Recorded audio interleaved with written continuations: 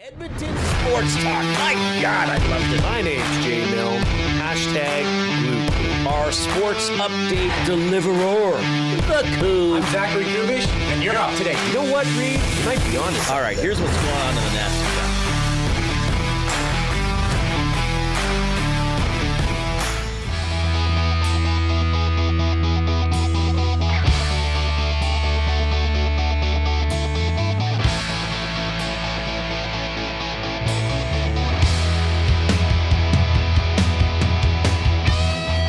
National Hockey League action tonight at Rogers Place in downtown Edmonton. The Oilers taking on the San Jose Sharks. The Oilers lineup is expected to look like this. McDavid between Nugent Hopkins and Hyman. Draisaitl with Podkolzin and Kapanen. Szymanski between Savoy and Roslovic. Lazar centering Frederick and Janmark. On defense, might not see Mattias Ekholm tonight. So the sixth defenseman could be Bouchard, Nurse, Walman, Stastny, Emerson, and Regula. Connor Ingram is your starter in net against the Sharks in his career, 2-0-1 with a 2.31 goals against average, 926 save percentage, and a shutout. San Jose's top line centered by Macklin Celebrini, fourth leading scorer in the National Hockey League. Colin Graff and Will Smith are the wingers. Their top D pairing, Orloff with Klingberg. John Klingberg, former Oiler. Briefly, Vinny Desharnais, also on San Jose, a former Oiler. Jeff Skinner, a former Oiler. Expected to be a healthy scratch tonight. Send your complaints to rwarsofsky at sjsharks.com. I hope that's not actually his email. Probably isn't. Yaroslav Askarov is the goaltender. So here's another storyline for you. First of all, San Jose having a decent season, 27-21-3, 5 points back of the Oilers, who are 27-19-8. The Oilers have won their last 6 games against the Sharks, 15-2 in their last 17 games against the Sharks. It's been lopsided for the last few years. San Jose, though, trying to turn that around. First meeting of the year between these two clubs. So, a lot to talk about for this game. Drew Remenda from the San Jose broadcast team is going to join us in about 15 or 16 minutes. Luke Gazdic will be on the show as well. You're going to hear from head coach Kris Knoblauch. We'll have some comments from Leon Draisaitl, who talked a bit about San Jose, but also about going to the Olympics. He's a finalist, by the way, to be the flag bearer, one of the flag bearers. They're probably going to pick a male and a female for Germany at the Olympics. That'd be pretty cool if he got that. And we do have some very significant news today for the Edmonton Elks. We'll touch on this now and then dive deeper into it a little bit later on. But the Elks have signed receiver Austin Mack shortly after he was released by the Montreal Alouettes. Big signing. Big signing. I'm excited about this. The Elks needed to address the receiving core, and they've done it in a big way. Austin Mack reunites with Cody Fajardo. If you just heard him on EST Afternoons with Hernan and Joaquin, it sounds like he's pretty excited to be in Edmonton too. Yeah, this is a significant deal for the Elks. So we'll dive into that a little bit more later on. They've also extended Jared Brinkman from the defensive line through 2027. Like it. He's a plug in there. That's what you need. And he was very reliable last season. Probably of the Toronto group that came over on D-line, made the biggest impact. So I'm happy to hear that they've extended him as well. All right. So a lot to get to today. Fun day with San Jose in town. Game 6 of the Oilers' 8-game homestand. They are 3-2 so far. And the Oilers, with just 4 games remaining before the Olympic break, hosting the Sharks tonight, hosting the Wild on Saturday, hosting a team from Toronto on Tuesday, and then in Calgary on Wednesday. And then most of them get the Olympics off. Not McDavid, not Draisaitl. But, of course, most of the team will be, I don't know where they're going to go. Go lie on a beach? Do we just assume all hockey players go to a beach? Safe to assume. Maybe some will just hang out. Maybe they'll go to West Maybe Edmonton some Mall. will go home. Maybe some will stay in town. I don't know. Really up to them. It really is up to them. Yeah, fun fact, it's game number 854 of the NHL season. Did you know that there was an Oilers game last week that was exactly game number 800 for the season? I'm ashamed that I missed it. It might have been the day you weren't here. Was that a game day? It might have been that Oilers Penguins. It was a game. I can't remember, but that might have been exactly game number 800, and you didn't work. I felt bad for you. All right, thanks a lot for joining us this afternoon. If you're on iHeartRadio, TuneIn Radio, thank you. Spread the word about how people can listen. Of course, you can also watch. We have a YouTube channel. It's easy to remember. It's called Edmonton Sports Talk. Please subscribe to it if you haven't. And when you are checking out a show, you can chat with us, but more importantly, with your fellow listeners in the Nasty Chat. That's the chat stream going on YouTube. And while you are on YouTube, click the thumbs up button. Click, click, click. Must you click? Please, please click. Must you click? You must click. Thumb, thumb, thumb. Very good, guys. Really well done. Choreographed. You're adding a little bit of depth to it. Koob was dancing. Which is nice. Koob is a great dancer. All right. So, we want to get to at least 100 thumbs every show. We've been exceeding that quite comfortably the last few days, but don't rest on your laurels. Don't sit on your thumbs. Get in there and click as soon as possible. Don't be a pleasure delayer. Once you have clicked, then click share. Prove that you believe in life after love, and send the show link off to somebody else via text or email and get more people involved. You've been doing a great job doing that, helping us build. We're working hard to build. You can help as well. Now, if you would like to send a good old-fashioned text message, here's how you do it on your cellular device.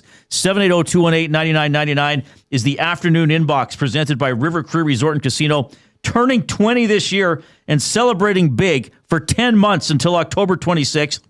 They're going to have a bunch of promotions. How about this? 9 brand new cars, 35 winners of $20,000 in casino-free plays, 56 winners of $1,000 in cash, all going until October 26th. Find out more and how to get tickets to all their great shows and stuff there at rivercreeresort.com.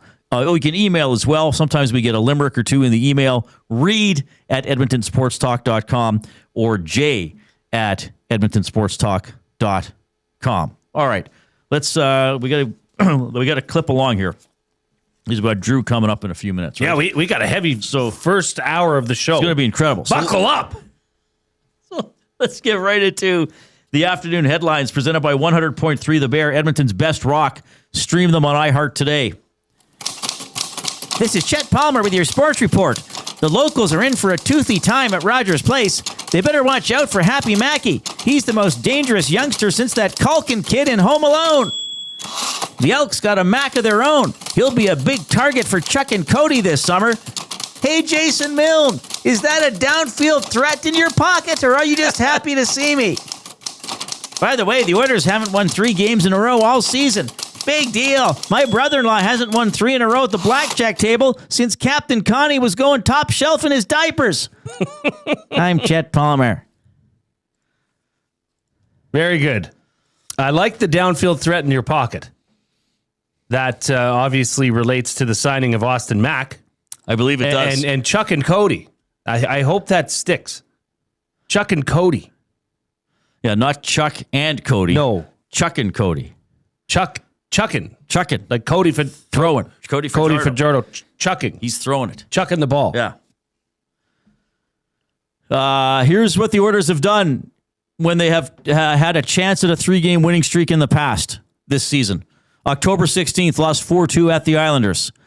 October 25th, lost 3-2 in Seattle. November 13th, lost 5-4 in Columbus. December 9th, lost 4-3 in overtime to Buffalo. December 14th, lost 4-1 in Montreal. December 20th, lost 5-2 in Minnesota. December 27th, lost 3-2 at Calgary. January 10th, lost 4-3 in a shootout versus La. January 20th, lost 2-1 to the New Jersey Devils. And now tonight, did I list them all off, Coop? There's been a few. Is this the 10th time already? 10th. I didn't feel like I listed that many games. Maybe I missed something. Anyway. 06-3? I think is the record. That's Not tough. a good one. Well, maybe they'll finally get it done tonight. Is it tough? Well, I mean, it'd be tough if they were like 19. It'd be tougher if they were 19, 27, and 8. Yes. As opposed to 27, 19, and 8. Correct. Yeah. Stay the course. You know, just get it over with. Just end it tonight. So Usually third time's a charm, This is right? game 55. So this is it. This is it. If they do not win tonight, then this will be the longest since the start of the season the Oilers have ever gone without a 3-game winning streak. 91-92. It took them 55 games to win 3 in a row. Well, meant to be. It's meant to be tonight. You know, it was meant to be. The kind of love to last forever. What is that? You're the inspiration. You know, our love was meant to be the kind of love to last forever. Who sings that? Now I want you here with me from tonight. I think I might have got him in the wrong order. From tonight until the end of time. Chicago. You're the inspiration by Chicago. Yeah, that one. You could probably whistle it. Oh, Reid, I could whistle anything. We got a request here. Hang on. Well, it would be nice if we were able to get to 100 clicks today. That would for the that'd thumbs be up. fantastic. Okay. Yes, Peter Cetera was the lead singer, but the band was Chicago. You're the inspiration. I don't know if I got the lyrics in the right order there. You know, our love was meant to be the kind of love to last forever, and I want you here with me from tonight until... But that doesn't rhyme. I don't know. Bronco Nick says, great song for junior high dances. Absolutely. I shouldn't have said that confidently. Yes, it was. What do you mean? Which, like, this is the verse? Or the chorus? No, I think it starts that way. How does the song start? You know our love was meant to be the kind of love that lasts forever. Now I want you here And I want you here with me from tonight until the end of time. So I did have it right. The You should rhyming know. pattern is a little different. You should know Everywhere, everywhere I go, always, on my mind, in my heart, in my soul. baby. Baby. You got to throw a baby in there. You had to throw the baby in Yeah. there. The word baby. All right. So let's get to our off-topic topic for William Huff. Since 1952, William Huff has provided industry-leading advertising solutions for thousands of valued clients. Their unparalleled customer service, combined with decades of industry expertise and a desire to make every job the very best it can be, is what they call the William Huff Advantage. Visit their website at williamhuff.com or give them a shout, 780-454-4536. So Cody Fajardo and Austin Mack played together in Montreal for the Correct. Alouettes.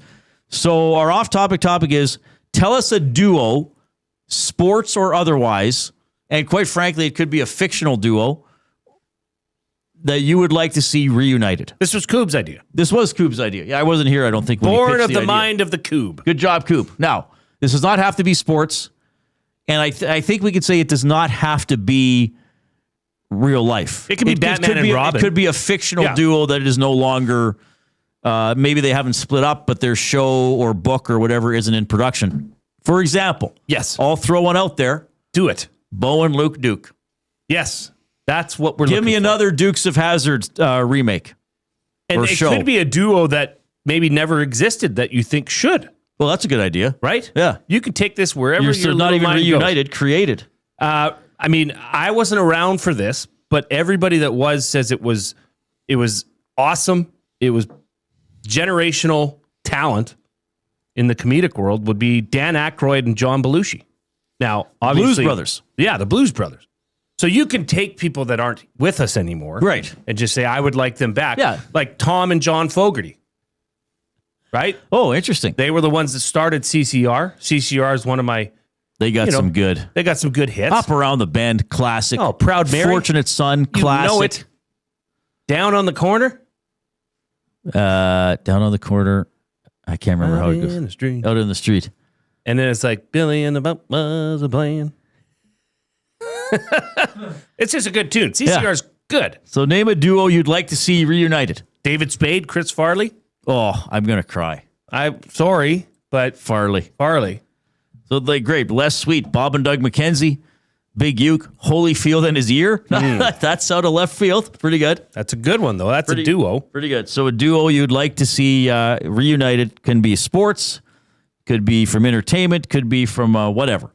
A duo you would like. Coob, did you have somebody in mind when you suggested this? No, I actually didn't. I just realized that Mack and Fajardo played together, and I'm like, oh, that's pretty cool. I don't know. Something probably, I mean, way back in the day, Megadeth's lead singer and guitarist Dave Mustaine was a part of Metallica. Ooh. Now that's less Not of really a duo. Yeah. I know, but So him and duo James Coob- Hetfield. Duo to Coob implies to two. Yes. Yeah, duh. Yeah, duh. It's duh. I don't know that it has anything to do with deux, the French word for two. Duo. Well, I think it does, or it's from the Latin or something. Maybe would it's think. from the Latin. Probably. Yeah, French stole it then. Well, a lot of languages stem from Latin, don't they?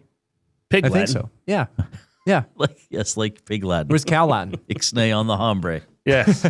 But as a duo, Dave Mustaine as the lead guitarist and James Hetfield as the rhythm. Oh, I see what you're saying. That would be cool. Okay. Jordan says Cousin Larry and Balky. Classic. Oh, that's Perfect Strangers. One-Eyed Pete, Johnny Carson, and Ed McMahon. Oh, that's pretty good. That's a pretty good one, yeah.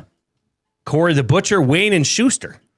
Do you remember Wade and Schuster? I know the name, but I wouldn't remember it. Yeah, I used to watch them. I was pretty young, though. What was the were guy? Canadian. What was the guy? Super Dave Osborne and his John Biner? right, but wasn't there his He had Chinese a hand assistant? Oh, yes, there was. Yes. With the Saskatchewan sealskin bindings that were on. I can't remember. Oh, Mr. Fuji? Something I think like- it was Super Dave and Mr. Super Fuji. Dave and Mr. Fuji. Yes, there were. Super Dave was very, very funny. That was a must-watch in the Milne House. Yeah. When he'd do the crazy trick at the end of each episode. That and show, did you kill remember that himself. show Bizarre? Like, it was bizarre. John, that's what I remember Super Dave being on. Oh, It really? was a sketch on Bizarre hosted by John Biner. Oh, I don't Yeah. remember that. But Super Dave Osborne's name in real life is not John Biner. No. John Biner was also on Bizarre. Super Dave's real name is like Bob. It's a very common name. It's like Bob Smith or something like that. I think it's Bob. Oh, I think it is. Look it up quick. I think his real name is Bob Einstein. Right. Yeah. Yeah. Right. So he played Super Dave, but John Biner was the guy behind Bizarre. And I think he was often kind of like the host. And yeah, he would throw to Super Dave and Mr. I bet you Mr. Drew Fuji. would appreciate Super Dave Osborne. TBD, bro. TBD, bro. Well, guess we'll have to. I think Drew's his own version of Super. Of course he is. All right. Well, we will visit with our buddy Drew Remenda when we get back. He's going to join us on the Oil Country Towing video hotline. Sports Update, Coop.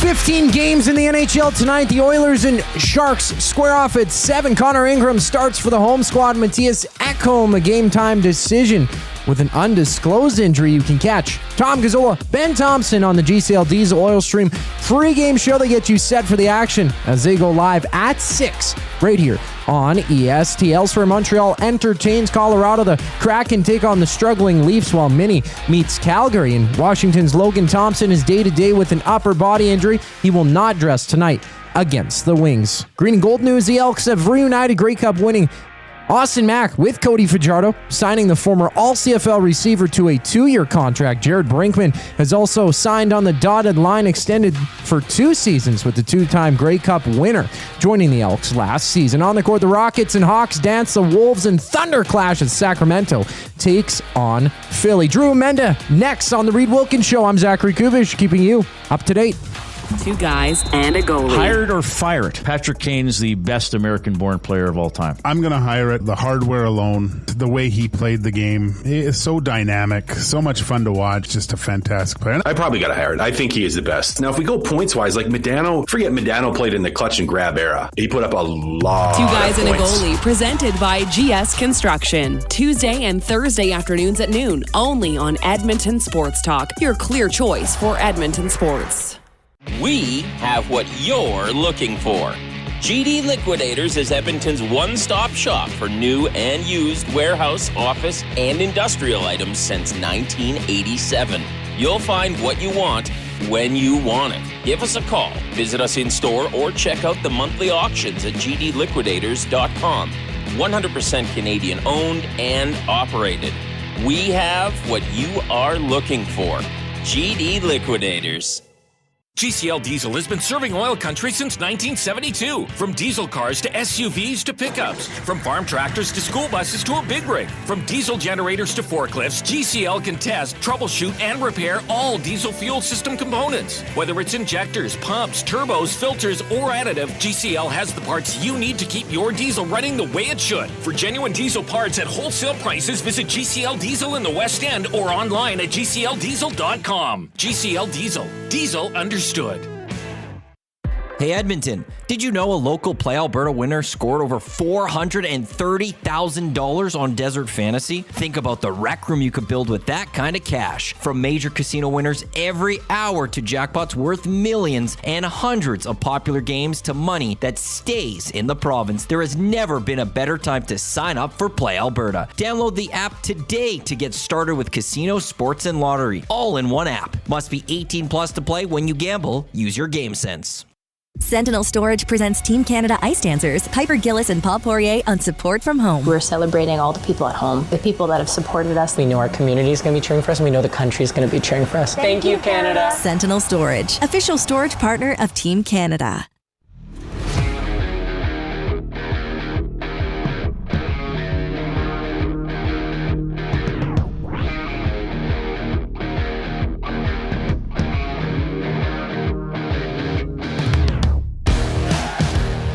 Oilers Sharks tonight. It's a 7 o'clock game at Rogers Place. Our pregame coverage will continue at 6 o'clock with the GCL Diesel Oil Stream pregame show. It is hosted by the impeccably talented Tom Gazzola. And we're going to set up the game with a great friend of the show right now. Of course, he's going to be our voices of the game for Windsor Plywood Leduc, locally owned and operated since 1993. We're more than just plywood. We offer everything from doors and flooring to decking, fencing, and custom millwork with a huge selection of hardwoods and knowledgeable staff. We're here for all your DIY needs. Windsor Plywood Leduc, the experts you need to know. Well, you certainly need to know this expert, San Jose Sharks broadcaster, Drew Remenda, checking in. Hello, Drew. It's Reid and Jay.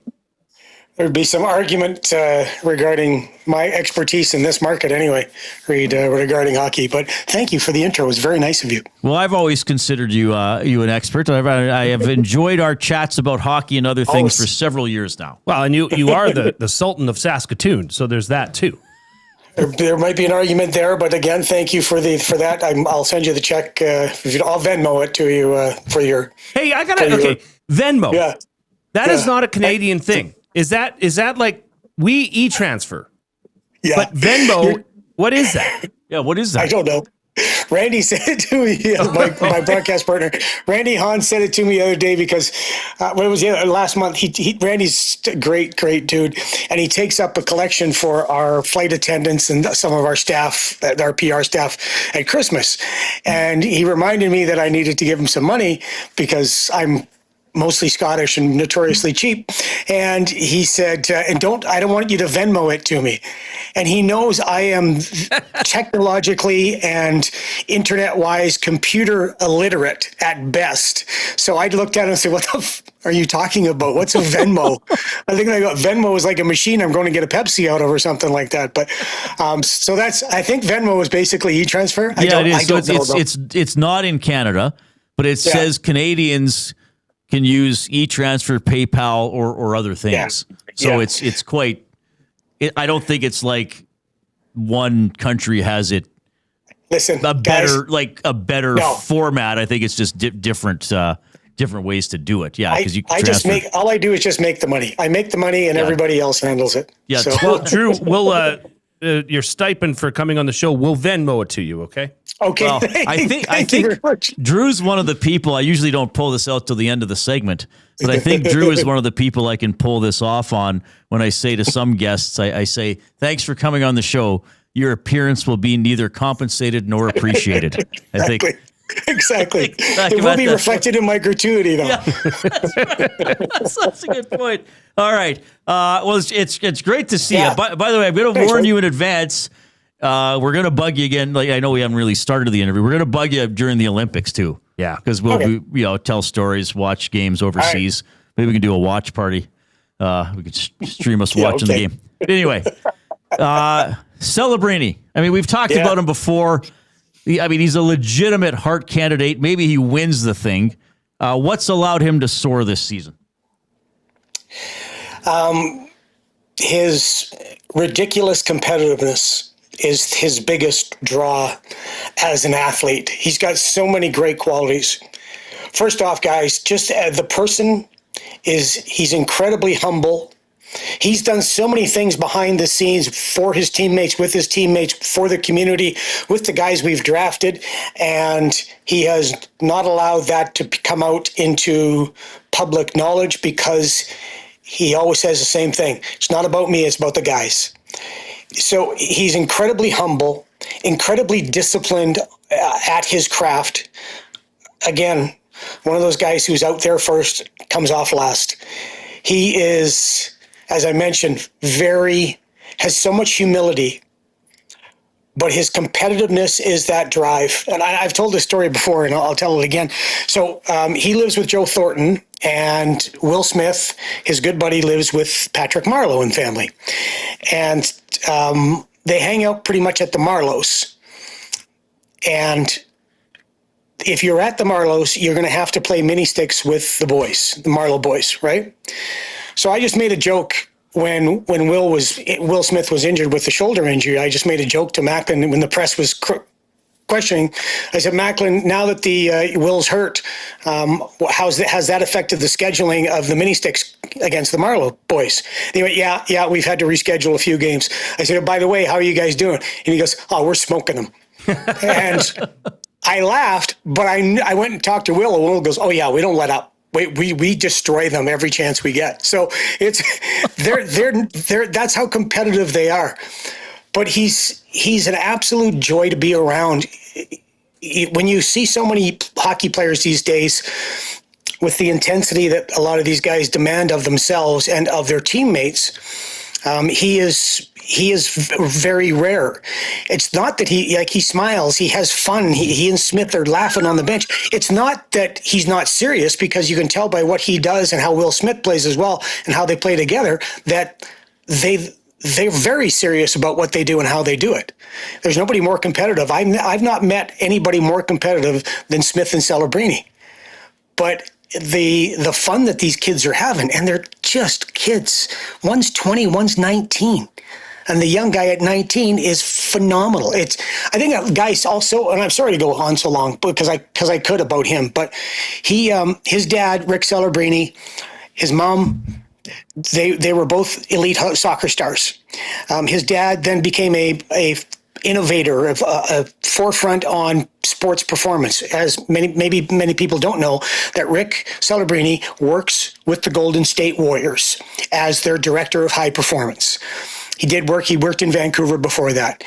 So when you ask Macklin about where he gets what he gets, he always credits his mom and dad. He said, well, it's just the way I was brought up. And his family is very athletic too. So I think a lot of it has to just do with his upbringing. But that competitive streak, I think, is his strongest asset. I like how you put that. I mean, McDavid and Nugent-Hopkins took note of that yesterday, how he's fit into this ultra-competitive world of the NHL quite quickly. I do enjoy how you related a story that pro hockey players can sometimes smile while they're playing. They can. It's allowed. It's been a topic on this show at times. Yes. Surprisingly, I would point to a couple of guys on your... Listen, I shouldn't say this, but I'm going to do it. Okay. I'm visiting my granddaughter and daughter come visit me. And every time my granddaughter comes to see me and stay with me here at downtown, she wants to go to the hockey store. And I got to try to convince her not to buy anything, for me not to buy anything from the Oilers. But since then, I do anyway. She got a Panda today, and then she wanted this guy. Okay. That guy right there, right? Was that number 29? That's the Leon one. Okay. Number 29, the Leon there it is. one. Okay. Yeah. And she grabs this guy. I said, why do you want him? And she goes, because he's really grumpy. Yeah, look how angry he is on the little doll. They really did Leon dirty there. They did. Well, did they? Did they really? So, and then he should have. So I would be walking back from the store, and she'd say, "Papa, say hi to Leon." And I turn and I go, "Hi, Leon." And then she'd go, "What do you want?" What do you want? So I said, you know what? That's actually pretty accurate when it comes to that. So that's I'd never see. I mean, I obviously don't shop for that type of stuff, so I'm glad you showed me that piece of merchandise. Yeah, that's pretty good. Drew Remenda joining us in the Oil Country Towing video hotline. I gotta ask. I gotta ask of your perspective of something very unusual. And maybe you'll just say, yeah, Reid, no kidding, that's unusual. But I realize you might have a story or a perspective. So we wait 20 years for an Oilers defenseman to get a hat trick. Bush does it, and then we have this painful 46-hour wait for the second one with Mattias Ekholm with the length of the ice. And you know what? You know Jim Matheson, eh? Crusty old Jim. Yes. I sit by him. Like, Ekholm scores in the second period. I was like, we might get another defenseman hat trick tonight. And he's like, shut up. You're such an idiot. And I'm like, he's going to get an empty netter. But I mean, that of all the remarkable things to achieve, never before done, back-to-back hat tricks in separate games by defensemen. Yeah, you would definitely have Bouchard there because of the way he shoots the puck, and he is an offensive defenseman. Having Mattias Ekholm there would not have been the guy I would have chosen next. I thought for sure that when maybe Jake Walman, because Jake can shoot the you-know-what out of the puck. I would have picked a few other guys I had seen actually along the way when it comes to Oiler defensemen, thinking definitely for sure those would be the two guys in the same time period or the same team that would get a hat trick. It's phenomenal. 4 defensemen last week had hat tricks. It's incredible. But you know, it's funny when you look at the way that the game is going now. And you know, I'm watching, you know, Kipper and Bourne on TV today, and they kind of just made a flippant little joke about checking nowadays. And like, you know, not only do people not write checks anymore, nobody checks anymore. But the game, when you look at the really good teams, it's all about checking. They check to create their chances, but it's not physical anymore. So these defensemen are coveted for guys that can rush the puck up, or sorry, I have to use coach's lingo, transport the puck. The guys that can make that first pass out of the zone, which is ultra important, but also who can get up on the rush and get into the zone and get the puck to the net, make offensive plays. Good teams have those guys. I didn't expect Ekholm, but I don't know Mattias at all, but from what everybody says in Nashville and everybody says with the Oilers, and watching him and just how he plays, damn good for him. Yeah. You know, there's a guy who's earned every second of his ice. I know Jay's got a couple for you. I say this about Ekholm because you might have been here when Todd called Sekera this, and now I think it's Ekholm. He's the dad of the team. Like if it's during the intermission and you've blocked a couple shots and no one has really said anything and your ankle's hurting and Mattias looks over at you and nods and says, nice period. Yeah. It's like, okay, Mattias Ekholm, Mattias noticed and I got his approval. That's kind of how I look at him. Drew Remenda joining. I'll say one thing though. Don't live your life seeking your dad's approval, though. It doesn't work. Trust me on that one. Okay. Anyway, go ahead. Wow. I don't know where to go there with that one, Drew. Drew Remenda, Sharks analyst, joining us here on the Reid Wilkins Show. Look, the Sharks were last place last year. Right now, they're sitting in a wild card playoff spot. Just a tremendous turnaround. I can't help but look at Ryan Warsofsky, the new head coach, the youngest head coach in the NHL, coaching one of the youngest teams in the NHL. You know, I know he was assistant there for a couple years, but, you know, what have you seen from Ryan that would has helped this incredible turnaround for this club? Well, you want to talk competitive, you would talk Ryan Warsofsky, but you also want to talk a guy who looks in the mirror and accepts that he needs to change here and there. You look at Ryan Warsofsky. Last year on the bench, early in the season, he was chirping the refs and yelling at his team and very emotional guy. And he would pass it off as, well, I'm emotional. But then he had a hard look at himself, and I don't know if his lovely wife said something to him, or the other coaches said something to him, or he just said, you know, I can't do that. So that aspect of his persona, even though he's still into the game, he really relates well and talks well to the players. He's no longer getting red-faced and blown atop. Second thing is talking to his assistants. They talk about how well, and I think this goes back to your point, Jay, in fact, the youngest coach in the league, how well he relates to these younger players that we have. He's been very good about that. He also is excellent at listening to everybody, but leaning on that leadership group. Tyler Toffoli, Stanley Cup champion. Barclay Goodrow, Stanley Cup champion. Dmitry Orlov, Stanley Cup champion. Mario Ferraro, who's been with the team for a long time and just done a fantastic job on defense. He listens to those guys, but he also listens to his coaches. I was just mentioning Doug Huda. Doug Huda talked about the fact that Ryan seeks everybody's opinion. Now, he's going to make the final decision, but he wants to know what you think. And I think that has a lot to do with it. But it came from that ECHL hotbed of coaches, the South Carolina Stingrays. I was going to say Bedard, I always do this. Jared Bednar, Spencer Carberry, and Ryan Morsowski, all head coaches of that team. All guys moved on. All guys won AHL championships. All guys have been very, very good in the NHL. He's worked his way into that spot. Drew, I wanted to also ask you, and I don't mean to keep bringing up last year, but just to put this in context, last year heading into the trade deadline, the San Jose Sharks had a totally different train of thought, as opposed to this March 6th, where they're in a playoff spot right now. They're probably going to be hovering around there, hard to say. But what do you think this team, the San Jose Sharks, are going to be doing leading up to and including March 6th, trade deadline day?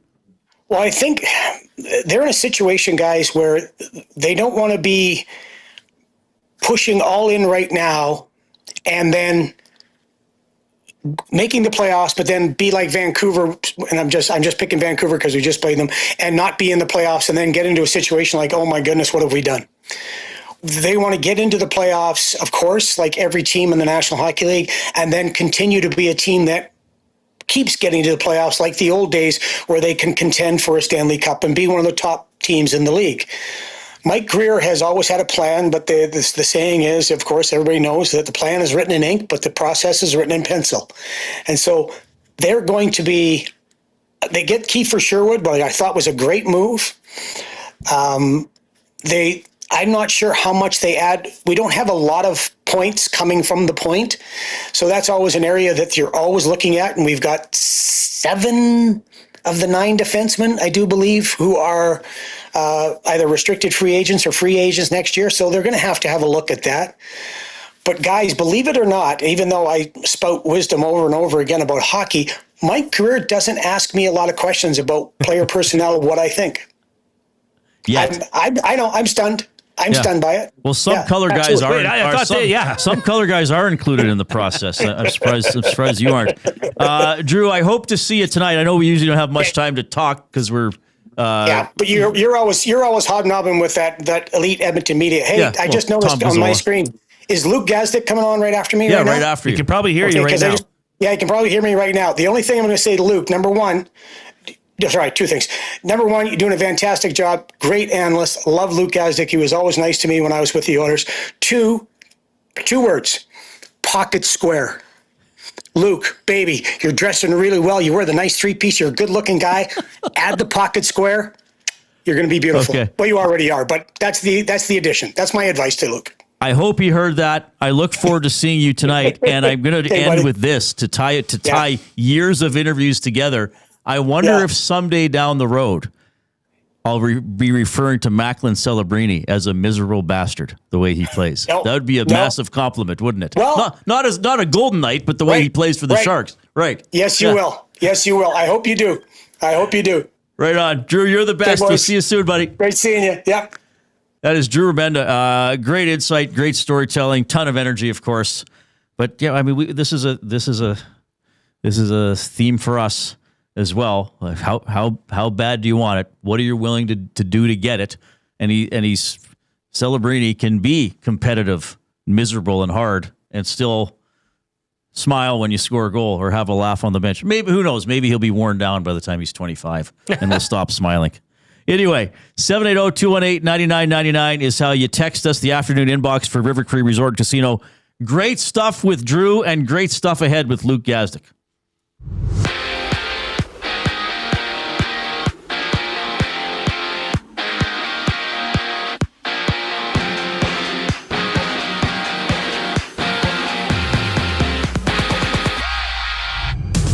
Connor Ingram gets a nod for Edmonton as San Jose rolls to town. Mattias Ekholm is a game-time decision for the Oilers. Join Tom Gazzola, Ben Thompson for the GCL Diesel Oil Stream pregame show. They set the table for the action. Coverage starts at 6 o'clock right here on EST. Around the league, the Canucks swim with the Ducks while the Canadians take on the Avalanche. And down south, Logan Thompson of the Caps will miss today's game against the Red Wings. He's day-to-day with an upper body issue. And the Elks have signed former All-CFL receiver Austin Mack to a 2-year deal. He's locked up through 2027. The Green and Gold also inking an extension with Jared Brinkman. 2-year deal with the 2-time Grey Cup champion joining the Elks last season. A wide range of NBA action on an 8-game slate. The Bucks and Wizards throw down. The Pistons and Suns hit the deck while the Nets face the Nuggets. Luke Gazdic joins us next. I'm Zachary Kubish, keeping you up to date. The Oil Stream. Tommy, tell me what this means. Tristan Jarry in Pittsburgh, 909-286. Tristan Jarry in Edmonton, 884, 3.23. Stuart Skinner in Pittsburgh, 906 and a 2.31. Stuart Skinner in Edmonton, 891, 2.83. Both of these guys' numbers significantly better when they play Oil for Stream, Penguins. presented by Boston Pizza. Monday, Wednesday, and Friday afternoons at noon. Only on Edmonton Sports Talk. Your clear choice for Edmonton sports.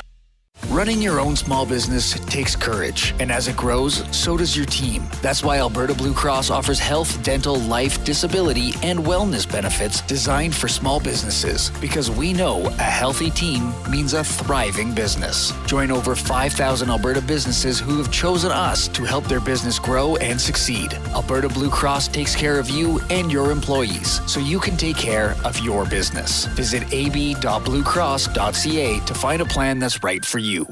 At Firehouse Subs, our subs are freshly toasted, stacked high, and crafted to satisfy. Each sub is piled high with premium meats, melty cheese, and toasted to perfection. Firehouse Subs brings bold flavor to every bite, all served on a freshly toasted roll. But we're not just feeding Edmonton, we're fueling it. Dig into the brisket hat trick, piled with slow-smoked brisket and melty cheese. Or go to the Firehouse Subs fan favorite, the Hook and Ladder. Made to order with smoked turkey, honey ham, and Monterey Jack cheese on a perfectly toasted roll. With 15 Firehouse Sub locations across Edmonton and the greater area, it's easy to grab a hot and hearty sub close to home. Firehouse Subs. Hot, hearty, made to satisfy.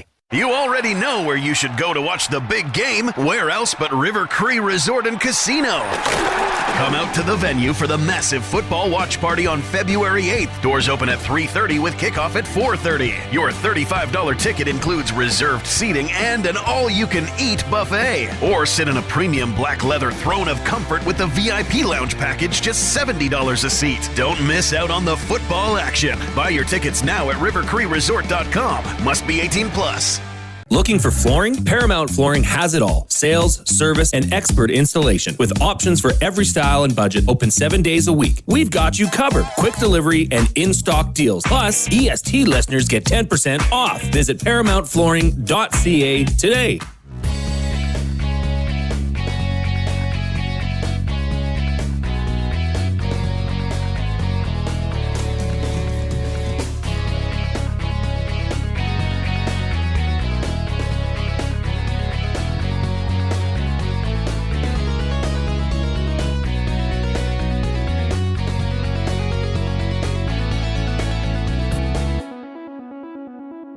Okay, appreciate you tuning in this afternoon. Oilers host the Sharks tonight. 3 of the top 5 leading scorers in the National Hockey League are going to be competing in this game. Sharks, an up-and-coming team. Oilers trying to finally win 3 consecutive games for the first time all season. Just had a great hit with Drew Remenda, and we're going to stay with the Oil Country Towing video hotline. Oil Country Towing, Edmonton's most trusted 24/7 roadside rescue team. Fast, safe, and reliable for over 15 years. Whether it's game day or a snowstorm, we work as hard as your favorite team to get you going. Call 780-986-6088 for all your towing needs. From Sportsnet, former Edmonton Oiler Luke Gazdic checking in. Luke, how are you? What's going on, guys? How are we doing today? That's a nice hoodie you got there, Luke. Yeah, not bad. Hey, representing the Glue Crew, love baby. It. Clue on a Thursday, boys. How are we doing? Well, Drew Remenda was just on. I think you just missed his sign-off, but he complimented your work on Sportsnet. He said he appreciated you as a player and how you treated him as a media member. But he also said he loves your style. He just wants you to add a pocket square. Okay, so first and foremost, that's very cool to hear. I really love Drew. Drew and Kevin, when they were the duo when I was there in Edmonton. Big fan of Drew. So that's very cool to hear. First of all, the pocket squares, apparently they're out. So, I don't know if this is like an age group thing, and that's not a shot at all. When I was at the studio going into this year, I asked our stylist, Mrs. Deb, and she said, nope, the pocket square is out. So listen, wow. I told you guys before, I don't style myself particularly. I basically take orders. Apparently the square is out. So we got to pass the message along to Drew. Luke, I think what you're going to have to do is ask Mrs. Deb, hey, have you heard of Drew Remenda? He's true. the guy. So, but it's not for everybody, because now I'm thinking like guys like Drew, like the Kippers, Jack Michaels, Louis wears one. So, but me and Bieksa, we got the no. So maybe it's an age thing. But I'm not sure. Do you think Bieksa would chirp you if you showed up with a pocket square? He already did. Every time I wore one, he would chirp me. He'd be like, "What is this? 1995 or something?" Like every time. Pocket squares timeless. They are. I think I don't know who decides what's in and what's out. I just know for me, Def Leppard shirt always in. Okay. Yeah, I don't follow the trends either. I go with what's in the closet. What's up next. Luke, before we get into the hockey stuff, we're going to talk Oilers, obviously. But as you know, we have a great, massive following of very loyal Nasties, EST listeners. You've met several of them. I had a question that come in, and I want to ask you, because this is the stakes are high with a couple listeners that are heading off to Mexico, and I want your take on this. So this comes in from Trev Lindy in the River Cree Resort and Casino inbox. It says a couple of my buddies are heading to Mexico. They made a wager. Each person gets to pick a player from either team of tonight's game. If your player gets the most points, you win. Winner gets to give the loser one shot of tequila per day in Mexico at any time. So this is a shot pick. One of the guys picked McDavid. I mean, that's a big one, but the other guy is still deciding on who the player is that he would pick. What would Luke do in this situation? For the Oilers or like either team in this game? In this game. Oh, I'm going Celebrini all day. Yeah, I'm going Celebrini all day. Boys, this guy is special. This is a special young hockey player. Not only does he rack up points and he's going to help your buddy down there avoid the tequila in Mexico, but this kid flies around the ice like he's been playing in the league for 15 years. He's making the league look like an absolute joke right now at 19 years old. Been watching him for the majority of the year, just because we were putting a lot of stock into the Olympics too, and what the Olympic roster was going to look like. And it was like every time I saw him more and more, it was like he so deserves to be there. I think it's a fascinating question of where he slots in the lineup for the Olympics. But I'm watching him late night, 2 nights ago against Vancouver, the 10 o'clock start, and he's the best player on the ice. Like, he's the best forward on the ice at 19 years old. He controls the pace of play. And I loved listening to Drew. I turned it off before Drew said the good things about me. Now I'm going to say I was just listening to Drew. Everyone's going to think I was lying because he had all these nice things to say about Celebrini, and what a fantastic point of view and perspective to hear it from about his compete. Like, when I look at a player, first and foremost, like, past the analytics, past the stats, past the eye tests, like, for me, does he answer one question? Like, does he compete? Like, does he battle? Like, whether you're watching it or whether you're a teammate of this guy and like you're looking at him before a game, before practice, like, is he going to go that extra inch for you? And it just, like, I see a 19-year-old kid that brings a level of compete every night, like night in, night out. It's fun to watch. Yeah, I'm looking forward to seeing that. And I do think that that's unusual even amongst the top players. I mean, it took Leon probably 2 or 3 years to realize, 100%. If I cross-check somebody, I can hurt them and they will leave me alone. Even some of McDavid's forechecking, even some of the little stick work and Nuge fighting every 2 years. It generally takes players adjustments to play in the National Hockey League. Yeah. And it's crazy how fast, like, I get it. It's his second year. He had a lot of learning and a lot of growth last year, but just, it takes everyone some time, and it just seems like he's already there. Like he's there and he's only going to get better. So I think it's a very cool thing for Canada. Like I said, like I'd love to see him on Connor's left side, probably. I think those two would be unbelievable together. They both kind of want the puck, but I think they could make do for some Olympic games. But yeah, very impressive young hockey player. All right, I'm going to sort of repeat a topic that you might have heard with Drew, and then I got a couple other different ones for you. But I got to get your perspective of the back-to-back hat tricks with Bush and Ekholm. But maybe for you, like imagining being their teammate, and it was kind of cool for me doing the post game on Monday. Like we're scrumming, and they already knew, no team has ever had defensemen get back-to-back hat tricks in back-to-back games. Like sometimes you got to ask a player a stat and he might not know yet. Like they already knew, which I thought was pretty cool. It had made its way around the room already. Of course they do. There's one or two guys on every team that has that stat pack. You get the media stat pack, and he's just scouring it for cool things and like accomplishments and whatever it is. Like somebody knows. So yeah, it's funny that they did know. Like I was in the building on Saturday night. Unfortunately, Reid, I did not see you. I wasn't able to go up to the press box, to be honest. I didn't realize. I guess I could tell you guys this. I didn't have a suit, and you have to wear a suit up there. So like I was gonna pop up there at some point. He could have let you up. Yeah, but I don't know. I didn't want to make a thing out of it. Oh, fair enough. It's all good. I ended up getting a pair of, you know who I am. Yeah. Patty G, who runs the alumni, Pat very well, got some of the alumni tickets for me. So it was an outstanding night. It was so fun to watch, man. I said this to you guys before, like, yeah, he makes some mistakes every now and then. He makes some very costly mistakes now and then, but these have settled down a little bit in the last couple, call it weeks, months. But there aren't too many guys in the NHL that can do what Bush does. Like, and just get to see it in person. Like, there is a certain element in hockey that I was not great at, and that's panicking under pressure. Like, as soon as you get the puck, it looked like there were four guys right on top of me, and you want to make a play. And like now that I look back on it, I'm like, just hold on to it for an extra second, extra 2 seconds. Like, want the puck, possess the puck. And like, he has that ability to do it till the last second. Like the last second ice in his veins. And yeah, just watching him go to work on Saturday was very cool to see it live. And then to see Eki do it the next night was very cool. Like the look on Bush's face, I think Bush was more happy than Ekholm was. Like it was so funny to see him smiling it up after, but very cool. And yeah, the game Saturday was outstanding. Very cool. Hyman tying it up late, and what a better one to be in the building for. Yeah, Marc-Andre Bergeron got to have the most recent Oilers hat trick by a defenseman for about 20 years. Bouchard got to have it for a couple of days. So now we'll see how long Ekholm gets to hold it. Okay, I gotta have some fun with you with a couple topics here. I hosted our noon show today, 2 guys and a goalie. And I sort of asked Gager and Matt Cassie this question, because you know me, I like to imagine stuff and what if and how are people reacting. If you were a Toronto Maple Leafs player, what would you think when your coach shows up with those stitches on his forehead? And would you desperately want to find out what really happened?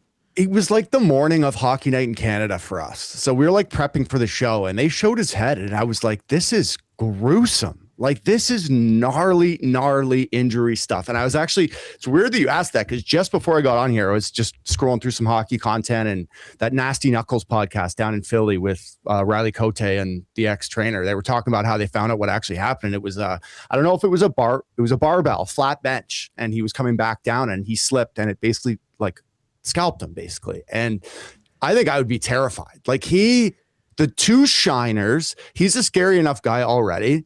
But that must have been that gym. Like, I've cut face wherever it is, anything around the eyes and the head bleeds like crazy. That would have been gnarly. Those guys are terrified of him already. I'm sure they were just even more terrified after. How tense is it there with that team right now? Panic meter, man. The panic meter is rising. And don't give me the finger for asking that. No, it's like, dude, well, what are they back now? I think they're 10 points back. Yeah. At least 8 points back. It's kind of the writings on the wall for this year, at least. Like, you guys know it there too. Like, the fan base does not take losing very well here. For the amount of money and everything they put into the team, they want to see a winning product on the ice. And like, it's just not going the way they thought it was. It really does feel like the end of an era a little bit, like in terms of the least like core four, where it's Marner, Tavares, Nylander, Matthews, like gone is Marner. I don't know what the next steps are for Austin. It's like they got some big decisions to make down the line here, and it's definitely not gone the way they thought it was going to go this year. All right. Do you agree Nylander should have been fined for flipping the bird? It's just dumb. Yeah. Like just why? dumb. Yeah, it's just like it wasn't. Yeah. I mean, obviously, the camera's there. He's making eye contact with it. I just think it's unnecessary. Fine is what it is. I just think, man, you're in your home rink. Like, just be a little more aware, All right. I want to throw, and I did let everybody know I did give Luke a heads up on this one, so I didn't totally catch him off guard. Our off-topic topic is a duo, sports or otherwise.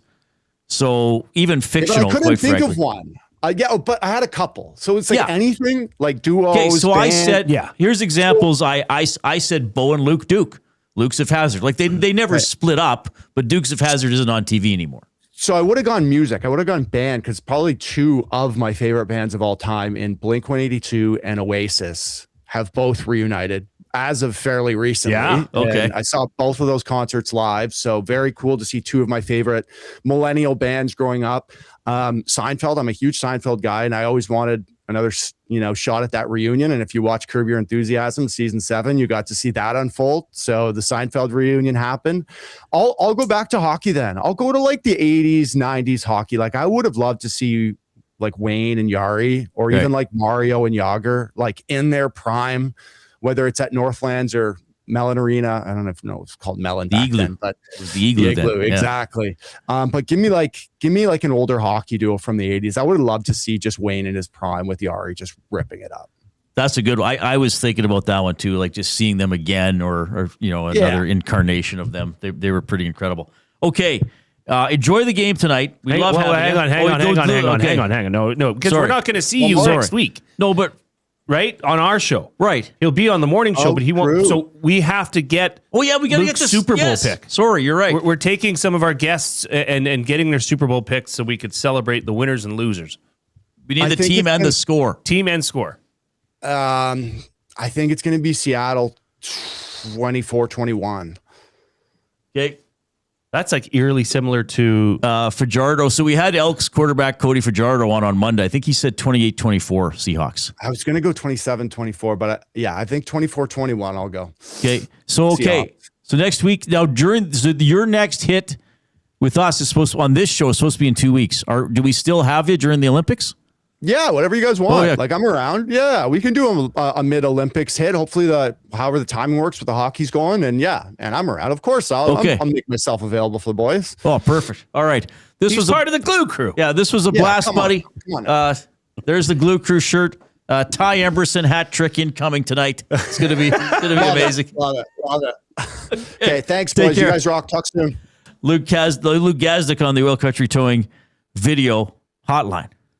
He's awesome. I mean, look at that. Back-to-back bangers out of the gate. Yeah. Where did the hour go? We're off and running. It's hard we can even contain ourselves here in the Canadian Brewhouse studio. During every Oilers game day at the Canadian Brewhouse, enter at any Edmonton and area location for your chance to win Oilers home game tickets. Plus, enjoy $1 off Molson Canadian and Coors Light tankards. See in store for details. All right. So we had Luke. We had Drew.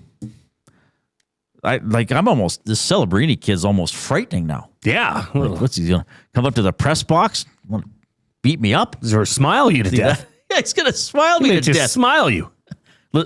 Lazar is gonna have to outgrin Celebrini today. That's a challenge accepted. That's gonna be his role, I think, on the team. We're gonna have the Oil Understood. Some interesting and a couple funny comments from Leon Draisaitl this afternoon. Jay's play of the day. We're gonna do that in the next segment. Because usually we do it at 3:40. We had a guest there today. We will talk a little bit more about the Elks signing Austin Mack. Excellent receiver. That should really help their passing game. And then if at 6 o'clock, we're going to hand the reins over to Tom Gazzola for the GCL Diesel Oil Stream pregame show. Here's the 4 o'clock break. The Lock Shop. So the number one receiver for the Edmonton Elks is Austin Mack. We'll see what Ed does once free agency opens. Austin Mack and Tim White could sign because they were leased, so they were given early access to sign with somewhere else. The fascinating thing will be what happens with Trey Ford. Well, there's two things that can happen in my opinion. Yes, it's either there's a restructure or he's cut. Or not announce anything but already have a restructured plan in place. The Lock Shop, weekday mornings at 11, only on Edmonton Sports Talk. Your clear choice for Edmonton sports. You've always known GCL Diesel as the experts in diesel fuel systems, but did you know that GCL is also your source for turbochargers and turbo repair? As a turbo supplier for Garrett, Borg Warner, and Wholesat, GCL can provide genuine original equipment turbos at wholesale prices. Whether it's diesel, gas, natural gas, or performance, we can provide you with the turbo or custom repair you require. Turbo questions? We've got turbo answers. Visit us in the West End or online at gcldiesel.com. GCL Diesel, turbochargers, understood.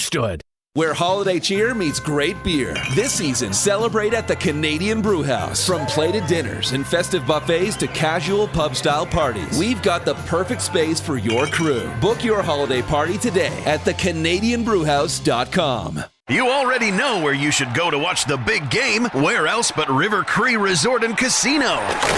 Come out to the venue for the massive football watch party on February 8th. Doors open at 3:30 with kickoff at 4:30. Your $35 ticket includes reserved seating and an all-you-can-eat buffet. Or sit in a premium black leather throne of comfort with the VIP lounge package, just $70 a seat. Don't miss out on the football action. Buy your tickets now at rivercreeresort.com. Must be 18 plus.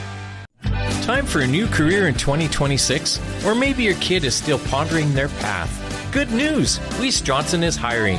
It's Dennis, and not only are we hiring for heating and air conditioning, we're also looking for experienced plumbers and gas fitters. With the growth in residential development, there's no shortage of opportunities at Weiss Johnson. Choose your path with us. Learn from one of the industry leaders, and we will grow together. Receive great benefits and school reimbursement as well. Visit weiss-johnson.com today.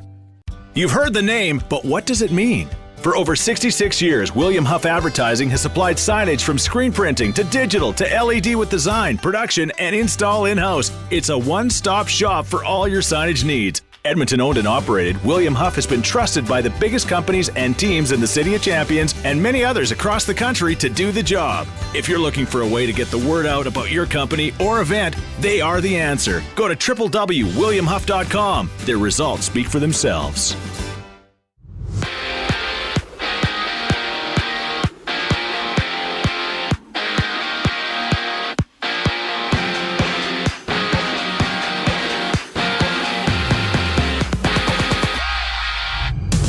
The Oilers and Sharks square off. Connor Ingram starts for Edmonton with Mattias Ekholm as a game-time decision. Alec Regula will play if Ekholm can't go.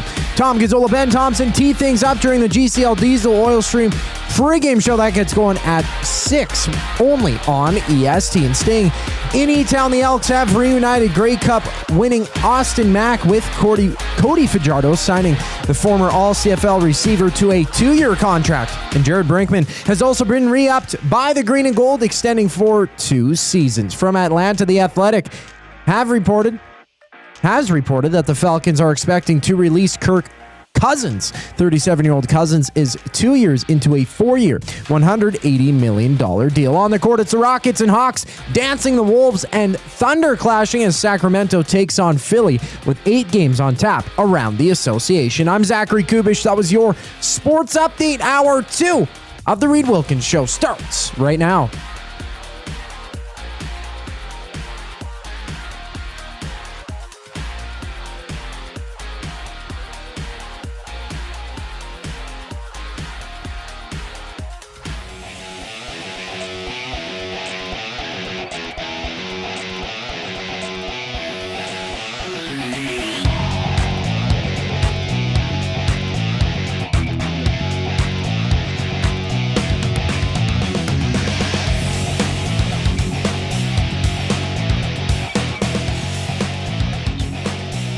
Appreciate you tuning in this afternoon. Hope you're having a great day. Oilers Sharks tonight at 7 o'clock at Rogers Place. We will have the GCL Diesel Oil Stream pregame show at 6, hosted by Tom Gazzola. He has the postgame show after the game as well. I'll jump on that for Reid's Reid presented by eWell. Whoever you're getting us this afternoon, thanks for tuning in. iHeartRadio, TuneIn Radio, or maybe you're on YouTube. And if you are watching us on YouTube and you have not done so already, click that thumbs up button. We want to get to at least 100. We need 30. Click. We need Must 30. you click? Please, How am I click. talking two Must you voices click? at the same You time? You must click. Thumb. All right. So, let's get to 100 as quickly as possible. We've been getting up like 130, 140. Oh, yeah, baby. Yeah, but don't get complacent. Get over 100 and then pour gravy on us with your thumbs for the remainder of the show. So, we were off and running. A couple guests in the first hour, so we clipped along. So, let's sort of do some things we usually do in the first hour of the show. We're doing them now. The Hudson's Canada's Pub Mystery Athlete of the Game. You're trying to win a $25 gift card to Hudson's Canada's Pub, featuring $10 tankards and $6 tequila shots, or you can grab the $23.99 adult Happy Meal. It's got the drive-in burger. It's got fries. It's got your choice of beer and limited edition hockey puck bottle opener. Book your reservation now at hudsonscanadaspub.com.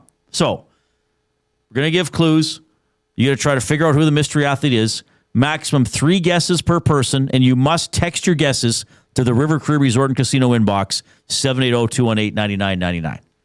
First clue, Sault Ste. Marie. Jay's going to put it in the nasty chat, and yes, that is how it's spelled. Sault? Sault Ste. Marie. Sault Ste. Marie is clue number 1. This is, I don't want to say anything else. Don't say anything. No, I always want to say something, and I should really say nothing. You should really just say nothing. Just let it go. The off-topic topic was, what duo, sports or non-sports related, would you like to see reunited? Zach Wildest said Dennis Rodman and Jean-Claude Van Damme. What were they in? Maybe he's just making it up. I mean, were they in a movie together?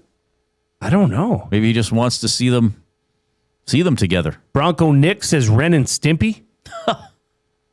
Sean says LeBron and Kyrie. Run it back. Okay. Says that's for you, Dusty. There's one. MJ's still my goat. DDP, Michael Jordan and Phil Jackson. Oh, yeah. Now, I don't know what they do now. Who? MJ and Phil Jackson. Maybe they'd be they could, video game superpower. Play cribbage. Cribbage, yes. It'd be elite. There'd be a few dollars on that one. They'd be elite. Collingwood Robert Redford and Paul Newman in their prime. Oh, nice. That's a good one. Very good. That's a good one. Coob, is this a guess you sent me? Yes. Okay. Well, you can tell him. You're wrong. Okay. I won't tell people what Coob guessed, but Coob is wrong. But Coob gets 3 guesses for fun. They were in Double Team. According to Mex, was that Rod? Yeah, I think Rodman and Van Damme. Was that the movie Double Team? Vincenzo, Freddie and Jason. There were a couple Freddie and Jason movies, weren't there? Was Double Team the movie with Rodman and Van Damme? Yeah, it's a 1997 action comedy film. Oh, I'm ashamed I didn't remember that. Directed by Hong Kong filmmaker Sui Hark in his American directorial debut. Oh, nice. Nice. We should watch Jean-Claude Van Damme as counter-terrorist agent Jack Quinn, who was assigned to bring an elusive terrorist known as Stavros, played by Mickey Rourke, to justice, receiving help along the way from his flamboyant weapons dealer, Yaz, Dennis Rodman. Oh, wow. That just writes itself. This sounds like much watch. I might have watched that. I wonder, that would have been during my Blockbuster days. I might have watched that. The movie poster's like, Van Damme, Rodman, Rourke. Of course. They don't play by the rules. Why would they? Double Team. Yeah, why would they? Playing by the rules will get you absolutely nowhere. I wonder what's like a good rating. Like, what is it? Rotten Tomatoes? Oh, yeah. Check Rotten Tomatoes or IMDb. You'll have a rating, too. Double Team. Well, there's other things coming up for Double Team. Oh, jeez. Double Team tomato meter, 11%. Oh, that's quite low. Is it bad? That is quite low. Yeah. You know what? I watched a movie on Friday night. It came out in 2022. It's called Sisu. SISU. It is an absolute blast. It's an action movie. Have you seen it, Coop? Well, you were talking about it with Hernan in the bullpen. Off air, I was talking about it. So the premise is it's at the end of World War II. The Nazis are retreating from Finland, and there's a lone Finnish military guy, and I won't give away too much about him. You find out a little bit of his backstory throughout the course of the movie, who strikes gold. And then it gets 90 minutes. It gets right to it, and the movie is the Nazis trying to get the gold from him, and him trying to keep it. Kind of looks like Ekholm. He does a little bit, yes. The Finnish guy. He does. So where would one find this? It's on Netflix. It's on Netflix. It's on Netflix. Yeah, I think it has it has a good Rotten Tomatoes rating. And you said it was like it's a Finnish movie, but like it's in Finnish English. Made. It was Finnish made, but it's in English. There's a couple parts that are subtitled, but for the most part, they speak in English. There's not a lot of dialogue. It sets up the story. It gets to the action. He fights a lot of Nazis, and it's quite entertaining. It did what it needed to do. Sign me up. Yeah, I think you would like it. I just read the start of it, and I think I would like it. I think you would. I think you would like it. It's like that one scene in Saving Private Ryan where the guy gets back at the German that he saved. Right? Oh, right. Yeah, I think I know what you're That's talking a about. very powerful scene. Yeah. Yeah, Sisu. I think that's how you say it. SISU. And there's a sequel that I think came out late last year. So anyway, that was Oh, good. look at That this. was a good Liquid Beaver. His favorite duo, Reid Wilkins and Jay Milne. But we don't need to be reunited. We are united. We're here every day. Yeah. Maybe in 20 years he'll be like, want us reunited. Do a reunion show. Yeah. Oh, we should. That would be funny. That would be fun. When your book comes out. What was the title of the book again? Ooh, should have wrote that down. Did we have one? Yeah. Wait. Did we It have was not urgency. It was. It was the saying. Thing from urgency. The other saying that I had. I already forgot my other saying for sense of urgency. Focused alertness. Focused alertness. Yes. Yes, the that'll Reid be Wilkins my story. biography. Good job, Focused Coob. alertness. Okay. Here's something that'll make you focused and alert. It's Jay, it's play, he's Jay, it's today. It's Jay's play of the day. It's Jay's play of the day. Jay's play of the day. This is presented by Play Alberta. Make your bets count for you and everyone else with the Play Alberta app, with hundreds of player prop bets on the biggest leagues like NFL, CFL, NHL, NBA, Major League Baseball, you name it. You're not just playing for fun, you're supporting your province. Play Alberta revenue helps fund Alberta programs and services. Okay, so as Reid alluded to earlier, I filled in on the lock shop today. I was with Matty Iwanek. So I want to bring attention to this play as well. It's a lock shop parlay. Oilers to win, over 6.5 goals. McDavid 2 points. Celebrini 1 point. That's a 4-leg parlay boosted to plus 80. So that's up there. We made Super Bowl play of the day 3, which is Drake May and Sam Darnold to combine for over 447.5 yards. That's plus 200. You'd like that one, Reid. Jay's play of the day, the standalone Jay's play of the day, is the Oilers to win on the money line, but the Oilers also to win the first period. Oh, wow. Okay. Now, why did I do that? Well, it's a definite path to victory for the Oilers. Both the Oilers... Okay, check this out, Reid. You know what the San Jose Sharks record is when they lead after the first period? 22-2-2. 14-1-0. Oh, pretty good. You know what the Oilers after is? the first. Oh, what is? I know the Oilers are. I don't know if they've lost when they've led after the first. 14-1-3. They have, okay, but not often. So that tells a lot about this game. If the Oilers, and I do think the Oilers need to come out fast and furious and put the San Jose Sharks into spin mode and start doubting their game and get out of their game and get out of their rhythm. So I like this play. It's been boosted to plus 290 at playalberta.ca. So that's Jay's play of the day. Oilers to win and Oilers to win the first period. Boosted to plus 290. Head on over to playalberta.ca. Click on sports. Click on EST specials, and you'll see it right there. And always remember to use your game sense. It's Jay, it's play, he's Jay, it's today. It's Jay's play of the day. It's Jay's play of the day. Jay's play of the day. All right, so with Celebrini, McDavid and Nugent Hopkins referred to it yesterday. You heard it today from Remenda and Gazdic that at a young age he's already showing that he is doing a good job of surviving and thriving in the competitive jungle of the NHL, highly competitive. Now, I think we got to point out, if you make the NHL, you're highly competitive. Yes. So, but even in that environment, there are people who separate, even at the highest level. Then there's tiers within in that level. So I'm curious from your point of view, Jay, because you played football till you were what, 23, 24? Yeah. So through most of your young life into your adulthood. Yeah. You now have 3 kids who are all interested in sports. How much of competitiveness and maybe realizing like, okay, I'm getting pushed and I'm going to push harder. How much of that do you think, this is almost a nature versus nurture question, which is maybe hard to answer, but how much do you think people just have that?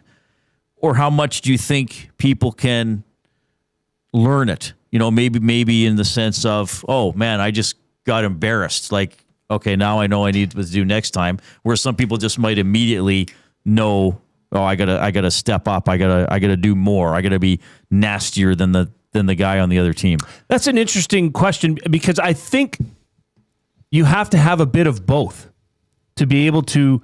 So you have to have a competitive edge within you, but you can also build off that, right? You can learn from that and really fine tune it, because competitiveness is also accepting defeat. That's part of being a competitor, is saying, look, okay, I didn't make that team. I got cut. Mm-hmm. What am I going to do now to be better and make sure next time I make the list? Right. That's competitiveness that I actually do think, Reid, it's maybe a little bit more of nature. I mean, look at Celebrini's parents.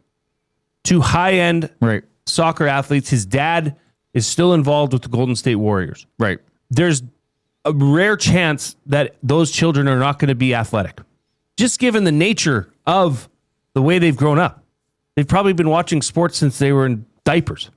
Right? You get that sense. You get the sense of competitiveness, of compete, of winning and losing, the understanding of it all. But I do believe that you have to have the nature part of competitiveness ingrained in you to be able to build on it. Right. Yeah. It's interesting. Like, I don't have kids, as people probably know if they listen. I have people like you in my life who have kids. And like, I've had, friends who have kids, more than one kid. The kids play sports, but they'll say, yeah, he or she likes hockey, basketball. But when they come home, sometimes they don't remember the score. They might not even remember who won. But the other one comes home, knows his or her stats, knows who was the best player on the other team, remembers a key play in the game where they succeeded or failed. Well, and it sits with them for several days until their next game. And that's passionate. That's passion for a game or for a sport in which, I appreciate that. I love that. I think that shows that you're committed to that sport or committed to what you're doing. But that doesn't mean you can't be passionate about school too. You know what I mean? Like competitiveness is not just for sports. True. And the competitive drive does not just apply to playing soccer or playing basketball. Right. You can be competitive in your workplace. You can be competitive in school, which I think is good for anybody. I really believe that. And lo and behold, I've raised 3 of the most competitive little girls you'll find. And I'm damn proud of that. Right. I really am. And, but they understand that, you're going to get cut sometimes. But what are you going to sit and sulk, or are you going to get up and say, okay, I obviously wasn't good enough. What can I do to be better? If you want to do it, and if you have the passion to do it, then you can go ahead and try and become better. Yeah. Well, we're sort of, this is an interesting conversation too. Like there was that famous Giannis Antetokounmpo clip from a couple of years ago, because they won the championship, and then it was the next year they didn't win, and the reporter was like, so is this season a failure? And he was like, you telling me Michael Jordan won 6 championships in 15 years, so you're saying he was a failure 9 times? He's like, it's bigger than that, right? Much bigger. It's much bigger, but it's that eternal pursuit. But I think if you have a competitive edge or the ability to tap into that competitive edge, it's good for you in life, in general, sports aside. You know, that's my belief anyways. And it's, you know, I've been pretty successful in what I've been doing. You've been successful, but even in radio, in broadcasting, you have to strive to be the best you can be, right? To get to where you want to go. So I will never say, you know, and that's why the thing is, our jobs don't involve physical confrontation, which Macklin Celebrini's does. Sure. Right? That is one difference. Absolutely. Right, but there's different ways to go about the word compete. Sure. Right? In your day-to-day. And I find that, you know, people that can compete, people that are okay to compete and okay to lose can be, you know, can round out their personality, their life. It can help them build them throughout their life, for sure. Well, you know, and that's a good point. Like on an occasion, if I have a chance to talk to somebody aspiring to be in broadcasting or a young broadcaster, I will often say, don't be afraid to fail, or even just stop using the word failure. You know, like I did something, it didn't work out the way I wanted. What did I learn from it? How do I make it better next time? And I mean, the odds are Macklin Celebrini and the San Jose Sharks will not win the Stanley Cup this year. Right. I mean, the odds are. They might be in the playoffs. Maybe they will. Odds are they won't. So what's he going to do about that? That's the thing, right? What's his fire going to... I mean, we've seen it from McDavid and Draisaitl too. I know they're still searching for their cup too. Still trying to get there. And when they get one, they're not going to stop. Well, that's competitiveness. Right. And that's a big part of what you just said, Reid, is you need to be okay making a mistake as long as you're willing to learn from it and not blame other people for that mistake. Say, no. Or wallow in that like, was me. What was me? Yeah. I need to be better. How can I be better? That's a recipe for success. Yeah. It is interesting. And it's going to be fun to see Celebrini, McDavid, Draisaitl all in this game tonight, 7:00 at Rogers Place. All right. We're going to hear from Leon Draisaitl and from Oilers head coach Kris Knoblauch when we get back. Draisaitl has the opportunity to do something really special. It involves a vote, though, Jay. Say what? Here comes the coup.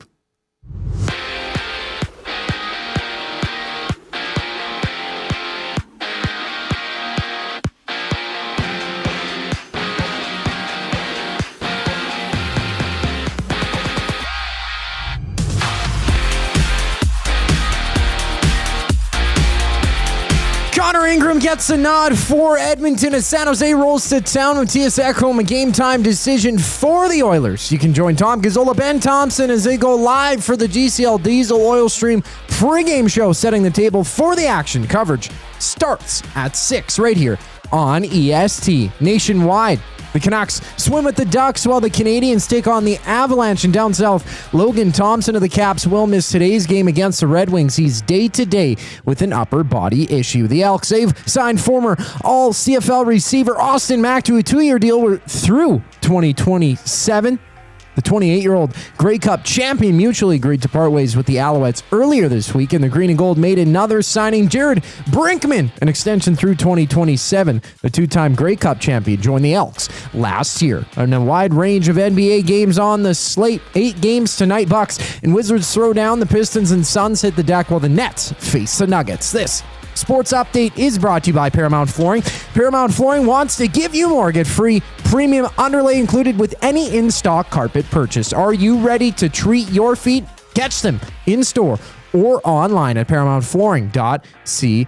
We dive more into the Oilers game tonight. On the other side of the break, I'm Zachary Kubish, and you're up to date. The Nielsen Show with Lieutenant Eric. Jamie McLennan. Stuart Skinner can go on and be a good goaltender in a different situation under different circumstances, and Tristan Jarry can come to Edmonton and be a good goaltender for the Oilers. Regardless of the goaltender, it's the style they play. That you can be happy in your new environment if you're Stu Skinner, and you can be happy with Tristan Jarry and Connor Ingram. The Nielsen Show with Lieutenant Eric. Weekday mornings 6 to 9. Only on Edmonton Sports Talk. Your clear choice for Edmonton sports.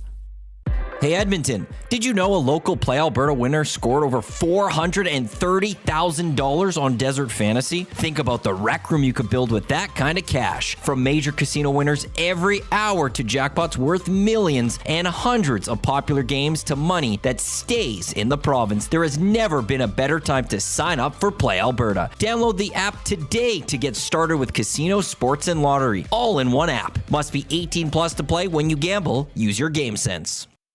When you cater with Royal Pizza, you're getting the same great pizzas, pastas, and salads you love, just bigger and built for a crowd. Perfect for teams, offices, or parties, Royal Pizza's catering brings real value around $10 per person. Delicious, high quality, and easy. If you like their pastas, you'll love their catering pastas even more. Visit royalpizza.ca or contact your local store for exact pricing and details. So come on home, Royal Pizza, still making it great. At Firehouse Subs, our subs are freshly toasted, stacked high, and crafted to satisfy. Each sub is piled high with premium meats, melty cheese, and toasted to perfection. Firehouse Subs brings bold flavor to every bite, all served on a freshly toasted roll. But we're not just feeding Edmonton, we're fueling it. Dig into the brisket hat trick, piled with slow-smoked brisket and melty cheese. Or go to the Firehouse Subs fan favorite, the Hook and Ladder. Made to order with smoked turkey, honey ham, and Monterey Jack cheese on a perfectly toasted roll. With 15 Firehouse Sub locations across Edmonton and the greater area, it's easy to grab a hot and hearty sub close to home. Firehouse Subs. Hot, hearty, made to satisfy. When gambling, set a budget before you play. Stay informed and visit GameSenseAB.ca to learn how. Remember, if you gamble, use your game sense. Since 1952, William Huff has been the heartbeat of Edmonton's advertising world. From humble beginnings to a citywide powerhouse, we've been the go-to for signage from print to design and installation. Partnering with Edmonton's top sports franchises and major events, we've helped shape the city's global reputation. Our secret? Unmatched customer service, decades of experience, and a passion for excellence we call the William Huff Advantage. Visit us online at williamhuff.com. Must you click? Click.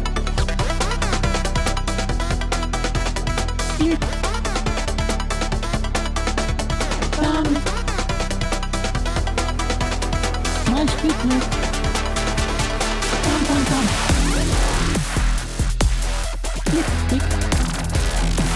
All right, there's the world famous Thumb Click remix as put together by Zachary Kubish, reminding you to click the thumbs up on our YouTube stream if you have not already done so. If you have already done so, click share, send the show link off to somebody else via email or text, and encourage them to check us out. 780-218-9999, by the way, is how you can text us. It's the afternoon inbox presented by River Cree Resort and Casino. They always got great shows coming up at the venue. From Jersey Shore, DJ Pauly D. Thank you, Jay. March 7th, George Thorogood and the Destroyers. Baddest Show on Earth tour. Bad. March 19th. Tickets at rivercreeresort.com. 780-218-9999. Why don't I give the second clue right now? Do it. Hudson's Canada's Pub Mystery Athlete of the Game. If Jay and I sound a little like we're swallowing stuff, we Milky? We were eating ice cream cake during the commercial. Not going to lie to you. Fantastic. Somebody currently in the nasty chat dropped it off. We're still working our way through it. It's been in the freezer. That person may be surprised that it's still here. But we've been picking away at it. Yeah, I don't know if really told anybody about it. Ice cream cake doesn't go bad. No, that's true. Coob's going to go get it right now. It's now going to be all gone.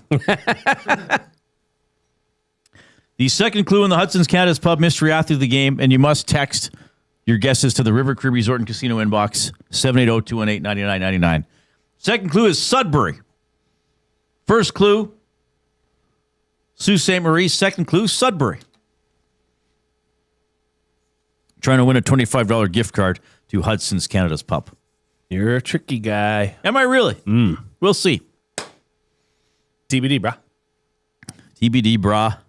TBD, brah, indeed. Perhaps one of your favorite sayings, Mr. Milne, as I listen and watch you, 3 to 6 p.m. every day on Edmonton Sports Talk. Sort of a catchphrase, you might say. Fonzie had a... Homer Simpson had dough. You have TBD, brah. Thanks, Bookbinder. He seems really proud that he knows the time of the show. Yes. Like, that's a really big deal that he can tell us the time our show is on. Yes. Yeah. Well, whatever makes him happy. I'm just happy he's happy. Yeah, he sounds quite happy. Sometimes. Content. The Oil Understood is presented by GCL Diesel, providers of the best diesel engine components around. From turbochargers to injectors, fuel pumps to sensors, they are the critical engine component experts. Proud to serve Edmonton and Northern Alberta for over 50 years and now a partner of Edmonton Sports Talk and the Reid Wilkins Show. GCL Diesel. Diesel! Understood. That's good. So this is kind of cool here. Leon Draisaitl has a chance to be a flag bearer for Germany at the Winter Olympics. So they're going to pick 2 flag bearers, a male and a female. He's one of 3 male finalists. He's competing against Nordic combined skier Johannes Ridzik, and I apologize if I'm not getting those pronunciations exactly correct, and 2-time Olympic. And a luger, Tobias, it's probably Vendel, W-E-N-D-L. Vendel. I'm a luger, baby. He's a 6-time Olympic gold medalist. Whoa. Yeah. So they're actually doing a fan vote until February 3rd, and then the winner is going to be announced February 5th. I wonder how he'll do. Fan vote? Yes. So is this worldwide? I don't have to be a let's German click on the citizen? link. There's a link here in this article.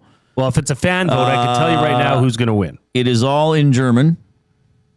I don't want to click on anything. Spreche Deutsch? I do not. Who do you think is going to win? Well, if it is, like Big Uke says, I voted for him. Oh, so you don't have to be German then? Well, unless Big Uke has German citizenship and we don't know about it. He says, at least I hope so. I didn't translate the website. Yeah, click by the guy you don't want to win. But I saw it, like when you brought that up today, I just Googled it and I saw it on fan pages of Leon Draisaitl.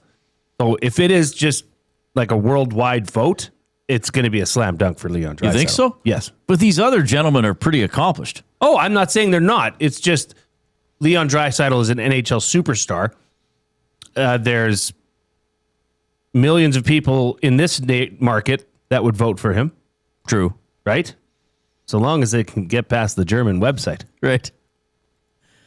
Anyway, Draisaitl, neat opportunity for him. It's a big honor to be a part of that, and to even be in the conversation is something that I don't take lightly and something that I don't take for granted, and certainly something that would be a highlight in my career or in my life. You know, there's a lot of great athletes coming out of our country, and to be able to, you know, represent them regardless whether I win or not is pretty special. All right. Well, that's cool though. That's cool. You got to be the flag bearer. It's hard. Like you and I can't even really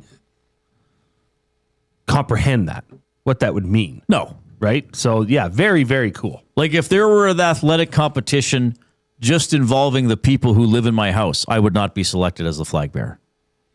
You live alone. Exactly. Tough competition. Yeah. The Oilers, I don't know if you've heard this, the Oilers have not had a 3-game winning streak this season. Kris Knoblauch. No, I think every situation's been different. There's been many times where we've had the opportunity to get 3 in a row, and whether we've come out with a poor game or we just unfortunate bounces or just opposition goalie played really well. I think there's been different situations, and it is kind of odd that we've played as long as we have and haven't had 3 in a row. We're the only team in the league that hasn't, but I don't think there's a certain thing where we're overconfident. We play bad that 3rd game. You know, there have been games where it hasn't been good, but there's other games where we should have won that 3rd game in a row and it just didn't happen. Look, they don't have a bad record. No. They don't have an awesome record. But you know, they're 27-19-8. They're obviously over 500 points percentage. They're exactly 500 just winning percentage. They've won half their games. But if you would have told me at the beginning of the year, hey, Reid, on January 29th, the Oilers will not have had a 3-game winning streak, I would have said, well, right off the season. They probably got 15 wins. Fair point. Yep. You probably would think that. Yeah. Something's gone incredibly wrong. As we've alluded to several times, it's okay to win 2 of every 3 games. It's actually quite good. If you kept doing that. Yes. For a while there, they actually were doing that. Yes. But they've had other parts of the season where they've lost a couple in a row or won 1 out of 4 or 5 or things like that. We'll see if they can do it tonight. If they do not do it tonight, this will be the longest time ever it's taken the Oilers to win 3 games in a row from the start of the season. I went back and looked at every season. In 91-92, it took them 55 games to get to a 3-game winning streak. So they could tie the longest wait. And if they don't do it today, they would exceed the longest wait whenever they do it. Or maybe they wouldn't do it at all this season. We'll see when we get there. Lots of chatter, of course, about Macklin Celebrini, second-year phenom for the San Jose Sharks, a little bit from Draisaitl. Or, a little bit from Kris Knoblauch.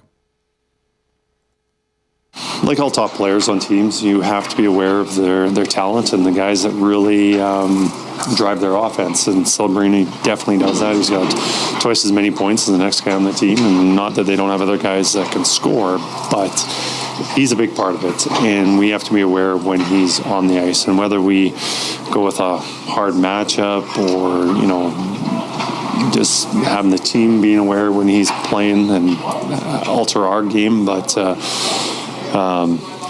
he definitely has a big part of their success.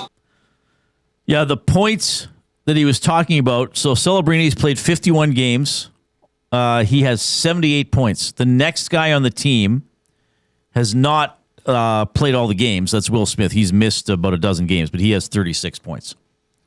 Celebrini is plus 14. He's the only double-digit plus player on the San Jose Sharks, having an incredible season. Askarov is the San Jose goaltender tonight, 17-13-1 this season, 3.46 goals against average, .891 save percentage. Ingram's going to play for the Oilers. He's 5-3-1, 2.40 goals against average, save percentage of .909. He was pulled in his last start on Saturday night against the Washington Capitals. Yes. But really for Ingram, you did the stats. 8 out of his 10 games have been quite good. Very good. Had a tough one. Was that him playing Boston on New Year's Eve? Yeah. And obviously got pulled against the Capitals. Yeah, and keep in mind, I mean, what did you say when Anaheim was here on Monday, Reid? You looked at their goals against and where they rank in the NHL. Well, San Jose Sharks are 28th in the NHL. Barely better than that. So that's the thing with these younger teams. We see some of the explosive higher draft picks that they got scoring, but can they lock it down and play that style of game? I mean, the Oilers certainly had to evolve in that department. You could probably argue they haven't evolved far enough, but I mean, they have had some decent playoff runs.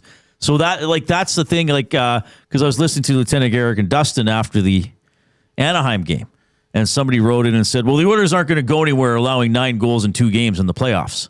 And I thought to myself, well, Anaheim's not going anywhere allowing 7 goals in 1 game in the playoffs if that keeps happening over and over again. So you're right. Is this a game? I mean, could the Oilers tilt the ice tonight when Celebrini's not on the ice? And then here's my bigger picture question that you and everybody else are probably getting tired of hearing about. Could this be the night players in the bottom 6 tilt the ice and perhaps even, dare I say it, score a goal or 2?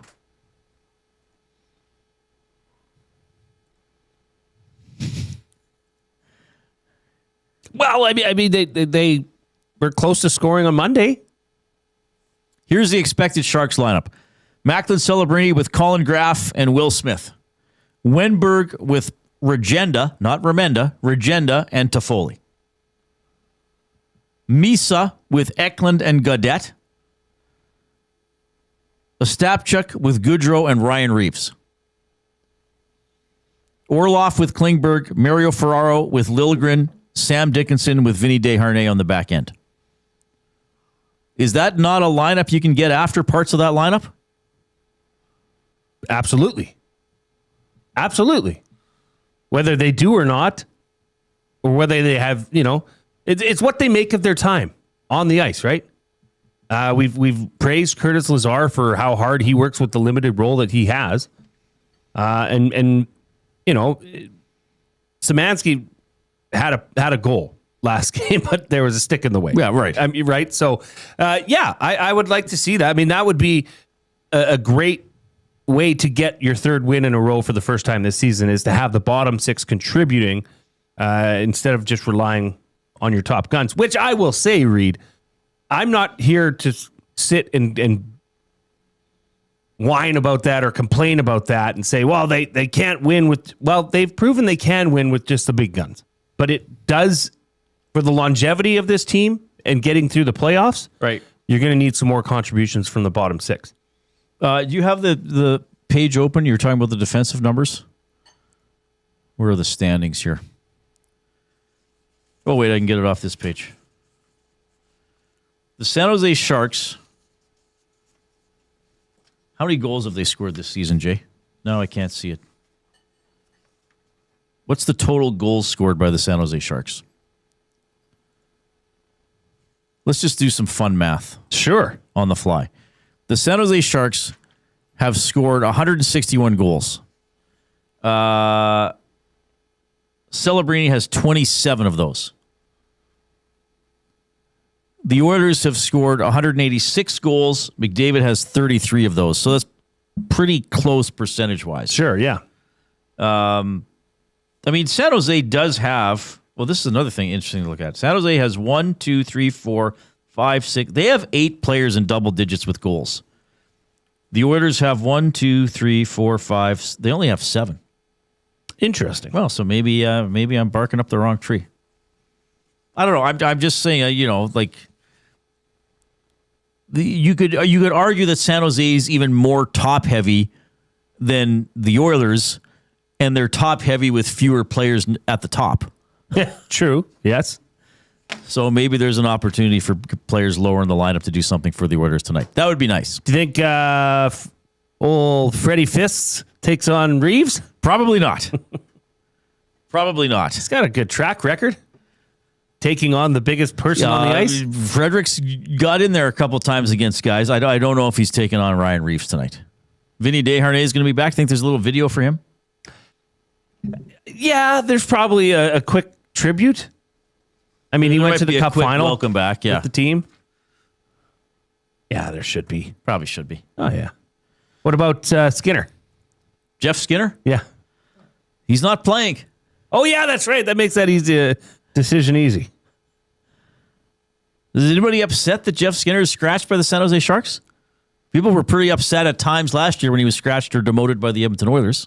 Scratched or upset or surprised? Or not surprised? I am not surprised at all. I'm sorry, everybody. I'm not surprised at all. Ekholm is day-to-day, a little more from Knoblauch. Obviously, he's a good player for us and a big part, and we want to make sure that he's healthy moving forward and not making something worse or just we'll see if he's playing tonight. All right, yeah, so he might play tonight. I don't know. Dee was out there taking the morning skate. Should we do clue number 3? Yeah, might as well. Clue number 3, Hudson's Canada's Pub, mystery athlete of the game. Clue number 3 is Regina. So the 3 clues so far, Sault Ste. Marie, Sudbury, Regina. Trying to win a $25 gift card to Hudson's Canada's Pub. Coob just made a noise indicating that he's figured it out. He said, oh. Is he texting me right now? I don't know.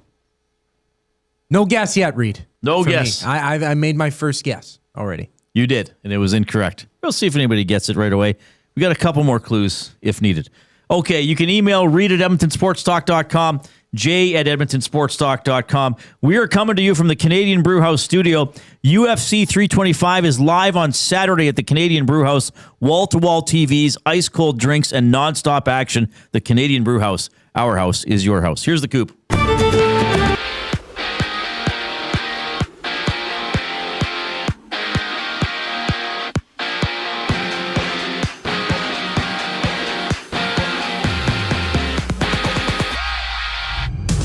The Oilers and Sharks square off at Rogers Place. Connor Ingram starting for the Oilers. Yaroslav Askarov on the other side. Mattias Ekholm is a game time decision for the Oilers tonight. with an undisclosed injury. Tom Gazzola, Ben Thompson tee things up during the GCL Diesel Oil Stream pregame show. That gets rolling at 6 right here on EST. And staying in Edmonton, the Elks have reunited Grey Cup winner Austin Mack with Cody Fajardo, signing the former All-CFL receiver to a 2-year deal. Jared Brinkman also has been re-upped for 2 seasons. He's locked up through 2027 with the 2-time Grey Cup champ joining the Elks last year. From Atlanta, The Athletic has reported that the Falcons are expected to release Kirk Cousins. 37-year-old Cousins is 2 years into a 4-year, $180 million contract. On the court, it's the Rockets and Hawks dancing, the Wolves and Thunder clashing as Sacramento takes on Philly. This sports update is brought to you by Windsor Plywood Leduc. Locally owned and operated, serving Leduc and surrounding areas since '93. They have doors, flooring, baseboards, and of course, they have plywood. Go see the knowledgeable staff today at Windsor Plywood Leduc. More with Reid and Jay after a brief pause. I'm Zachary Kubish, keeping you in the loop. The EST Hangout. Like, it is one of those things that you've got to go see the mall to a degree, at least some point. How have you never taken her to the mall when you curate all these things for her to do? Like, it is our big attraction. Ship. You've never seen the ship. I have no idea what you're talking about. The water you've park. been to the mall. The water park. You saw the water park. I don't think so. The ice rink inside. None of this is ringing a bell. Galaxyland. It's an amusement park. I don't know what you're saying. The EST Hangout, presented by Sentinel Storage. Weekday mornings 9 to 11, only on Edmonton Sports Talk. Your clear choice for Edmonton sports. Sentinel Storage presents Team Canada Ice Dancers, Piper Gillis and Paul Poirier on Support from Home. We're celebrating all the people at home, the people that have supported us. We know our community is going to be cheering for us, and we know the country is going to be cheering for us. Thank you, Canada. Sentinel Storage, official storage partner of Team Canada. Looking for quality building materials and friendly advice? Visit us at Windsor Plywood Leduc, family owned and locally run since 1993. From interior materials for doors, flooring, baseboards, and all the finishing touches to all you need for your outdoor projects like cedar lumber for decks and fences, plus all the plywood you'd need. Our full-time on-staff carpenter can help with anything odd-sized or custom, and from domestic hardwoods to exotic selections, we've got you covered. And if we don't have it, we'll track it down for you. Windsor Plywood Leduc. We're the experts you need to know. Hey Edmonton, did you know a local Play Alberta winner scored over $430,000 on Desert Fantasy? Think about the rec room you could build with that kind of cash. From major casino winners every hour to jackpots worth millions and hundreds of popular games to money that stays in the province, there has never been a better time to sign up for Play Alberta. Download the app today to get started with casino, sports, and lottery, all in one app. Must be 18 plus to play. When you gamble, use your game sense.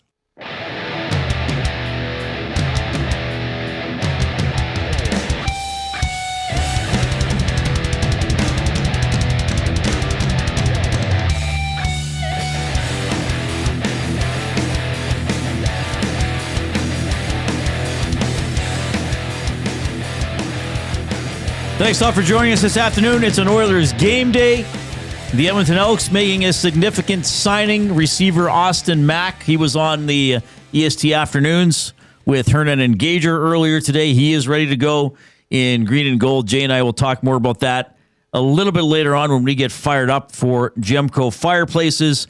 Well, the Oilers game is at 7, and we'll have the GCL Diesel Oil Stream pregame show hosted by Tom Gazzola coming up at 6 o'clock. I'll be heading to the game right after. Koob, you're going to the game tonight?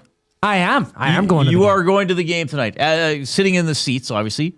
I will be using my media pass. Mm-hmm. I'm not bringing a hoodie up to the spoiled media spot because I actually didn't know that about going up to the media booth, that Luke mentioned that you have to wear a suit. You do not have to wear a suit. Oh. You have to be dressed appropriately. Unless you're a player. Right. Most of the scratch players will be sort of business casual, though. Right. I would say, yeah, I mean, I usually wear a suit to the games. I don't always wear a tie. I mean, I'll put on my jacket. I would say, like, some of the writers might wear, like, a nice pair of jeans and a sweater or a buttoned, a collared shirt. So fancy sweatpants. So you don't have to wear a suit. Well, on Fridays, do they have Pajama Friday? Like...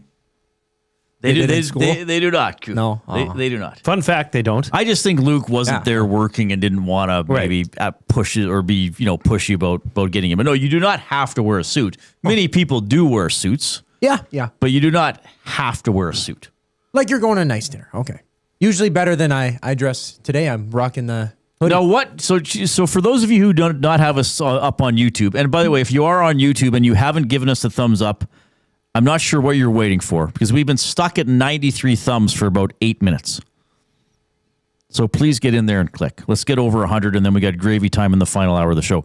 So Coob, you are and look, I have given Coob a hard time about this in the past, so I'm not all of a sudden jumping on him. This is consistent with my behavior because Coob likes. Now, cut me off at any point I say something about you that isn't true, Coob, or that I'm misinterpreting. Coob strikes me. Now I've known him a year and a half. He likes logos. He likes jerseys. Yep. He likes certain players. Yeah. And he just likes wearing their stuff, right? Which is fine, but I think it's different. And now, again, people in the nasty chat can tell me or can text in if I'm wrong or coming at Coob maybe a little unfairly.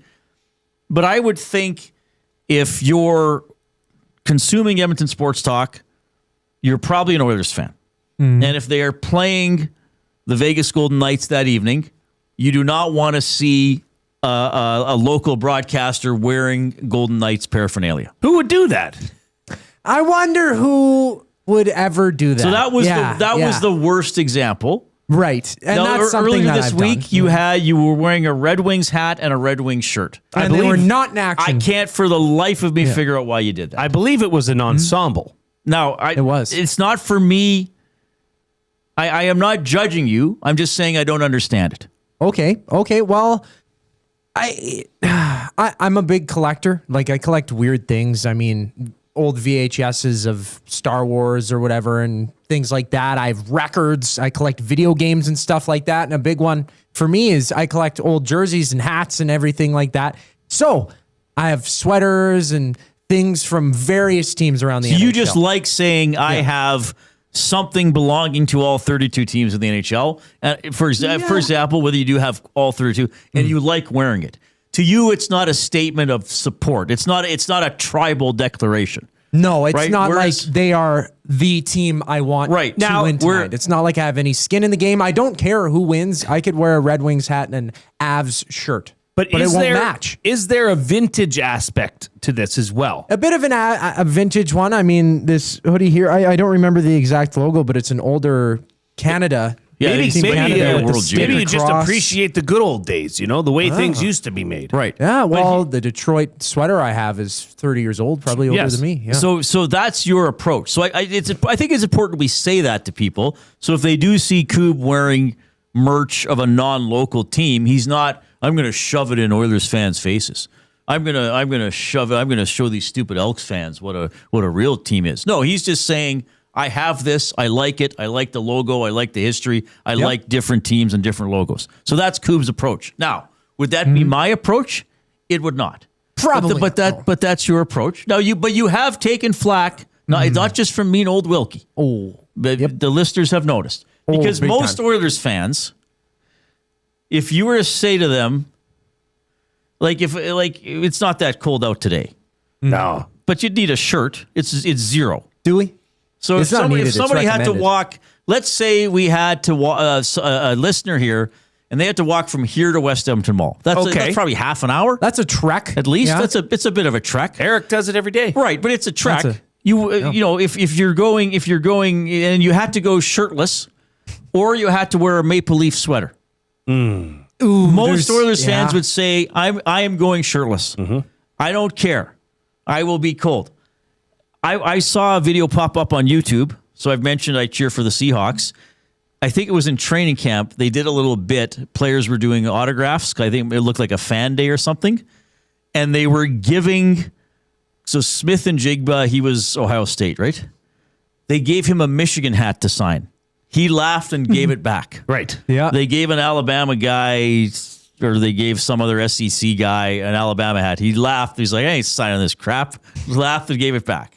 That's how most sports fans, they have an adverse, almost physically, it makes them physically sick if they had to do something supportive of another team's merchandise or logo. Well, you brought up the Toronto Maple Leafs. That might be the one exception for me, to be honest with you. I don't care. That's a for them. no-go for That's Coop? probably a no-go. Unless it was, I don't know, a jersey like Matt Sundin or a Nylander. I mean, I'm Swedish. I got Swedish blood in me. To support it in that way, like to get certain jerseys of, hey, he's a fellow countryman. You know, my grandma's from Germany or Sweden or something. I get a Stutz Will jersey. you vow? Yeah. Will you vow right here, right now on the Reid Wilkins show to not wear any gear, headgear, or clothing of a team that the Oilers are taking on that day? Oh, yeah. I think he's already I've vowed done to that. that. I think he's You've already done that? stopped I did doing that once. Yeah. It was a troll kind of maneuver. That was a one-off. And That was for me- Vegas, right? Yeah. That was when they were That was looking a tough for the big, move there, Coob. the big record coming out of the break. Set of brass balls on you. So I was not here at that time. Yeah. I was not working here at that time. Oh, it's of legend. Yeah, it's. I would have. got I ripped probably would have into. had some very strong words that day. But like, even still, that's a good question. Mex asks in the nasty chat, does Coob have any Flames apparel? I have a, Like, I I have also a think photo of that's- Al McInnes. Yeah, okay, that's memorabilia. cool, yeah. But that's also, I think, a total no-go zone. As much as that might even be more no-go than the Leafs. Well, I might not say in much. this market. yeah. Hey, I got no one. one confirm You know or what I'll deny. say, Coop? Try it.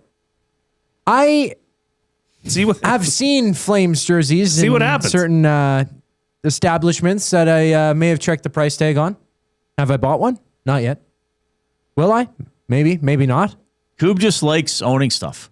Yeah, and I like trolling people It's too. like me with board games, except my board games don't upset anybody, and I don't display them And in they're public. private. Well, and I'm they're here private. 5 days a week. I don't wear them on I'm air. on camera every so when I do the sports updates. Like, I got to wear these things at some point. I don't want them to go to Yeah, waste. you're darn right you do. Yeah, I got like a. I mean, I got a Jets. So here's Line where A I'm going jersey. with all Like, this. come on, Here's I'm not where wearing I'm going with all this. Sorry to interrupt. I gotta keep it going. So you're going to the Oilers game tonight, sitting in the stands. Why did you not wear Oilers merch today? An Oilers shirt or hoodie or something?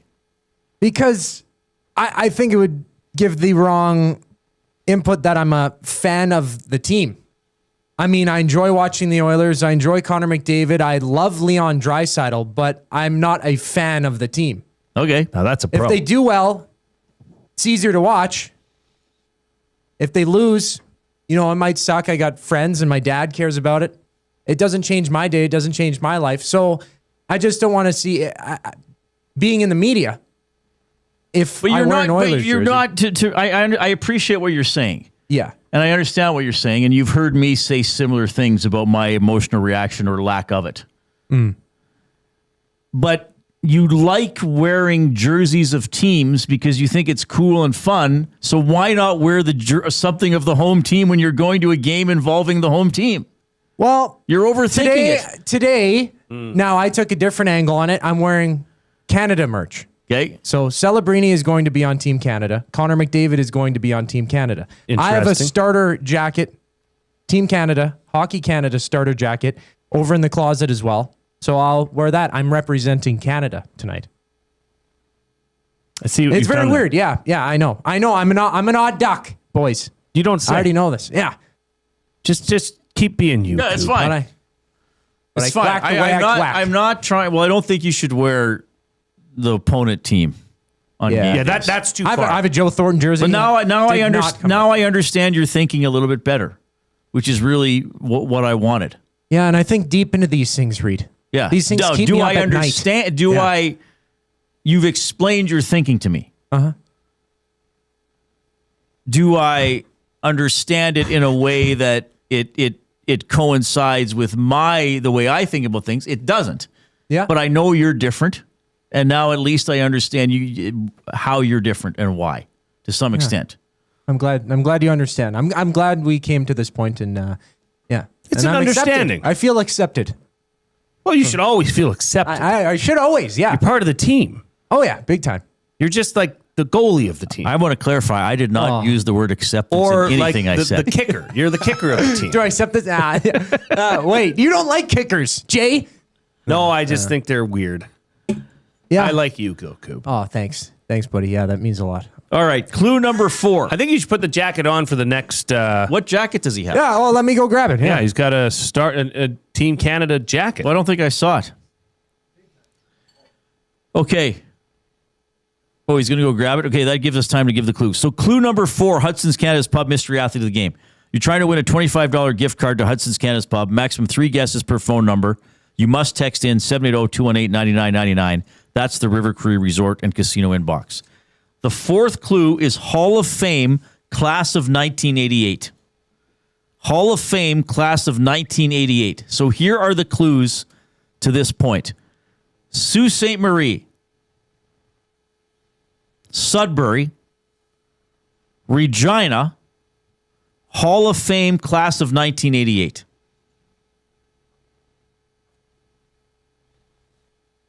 We'll have one more clue. You're if needed. Sick puppy, Reid. Am I really? Yeah. Well, we'll see. Coob, that is a sick jacket. What do you have there?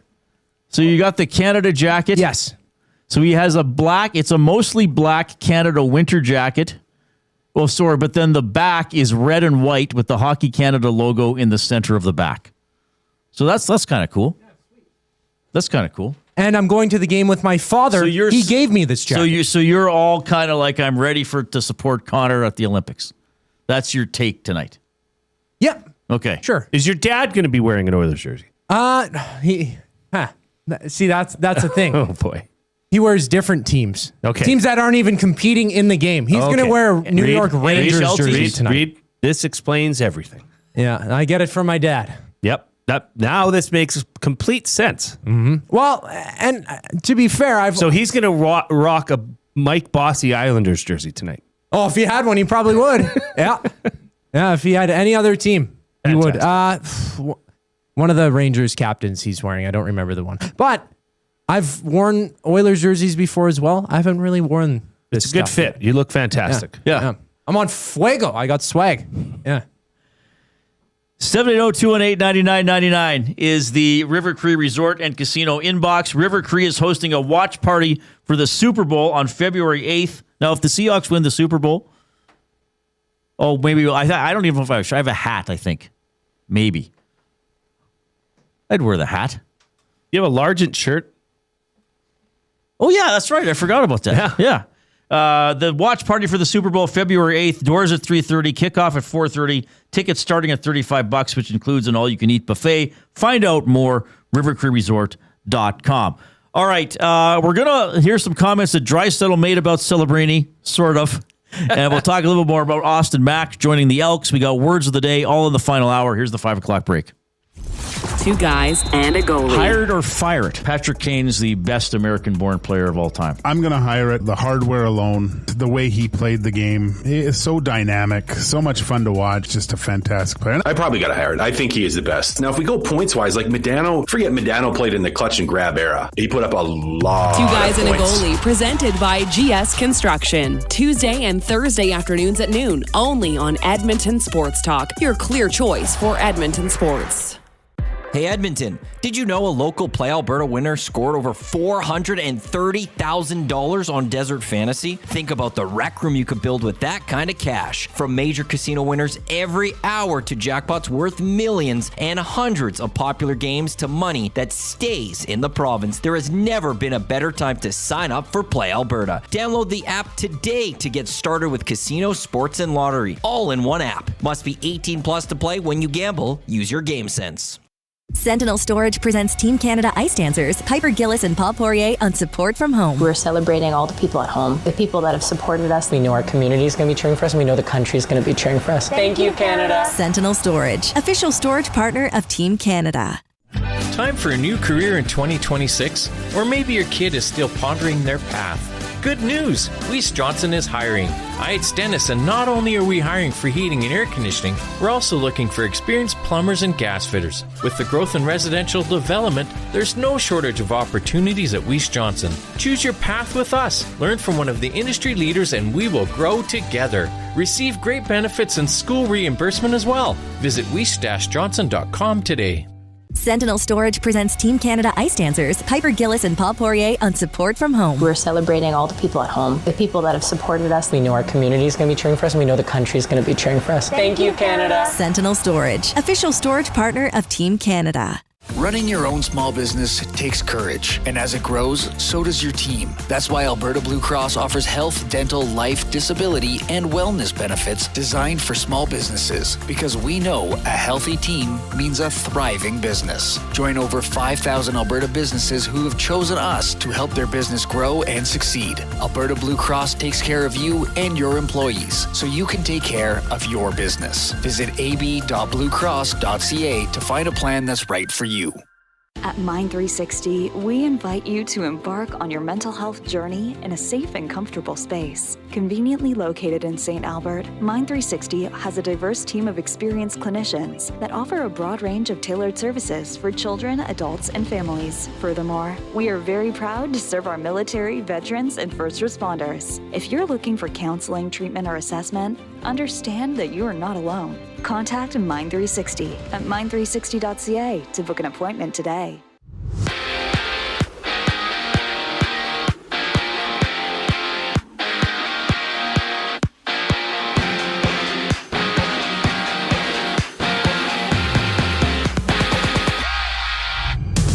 The Oilers and Sharks square off at Rogers Place. Connor Ingram gets a nod for Edmonton. Yaroslav Askarov on the other side with Mattias Ekholm, a game-time decision. Tom Gazzola, Ben Thompson set the table during the GCL Diesel Oil Stream pregame show. That goes live at 6 o'clock right here on EST.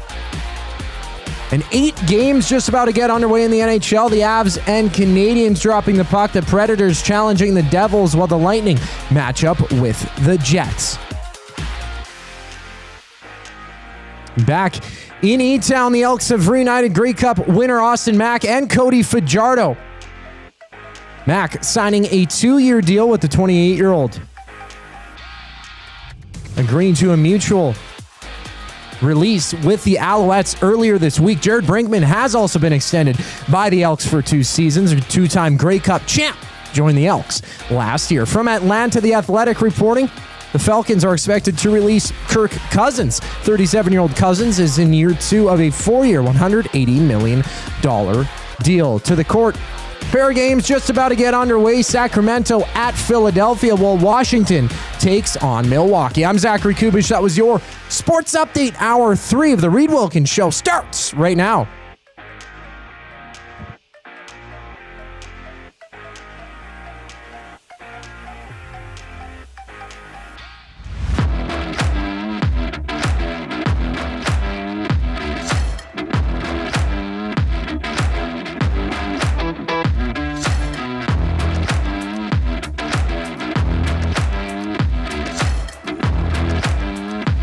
Oh, googity boogity.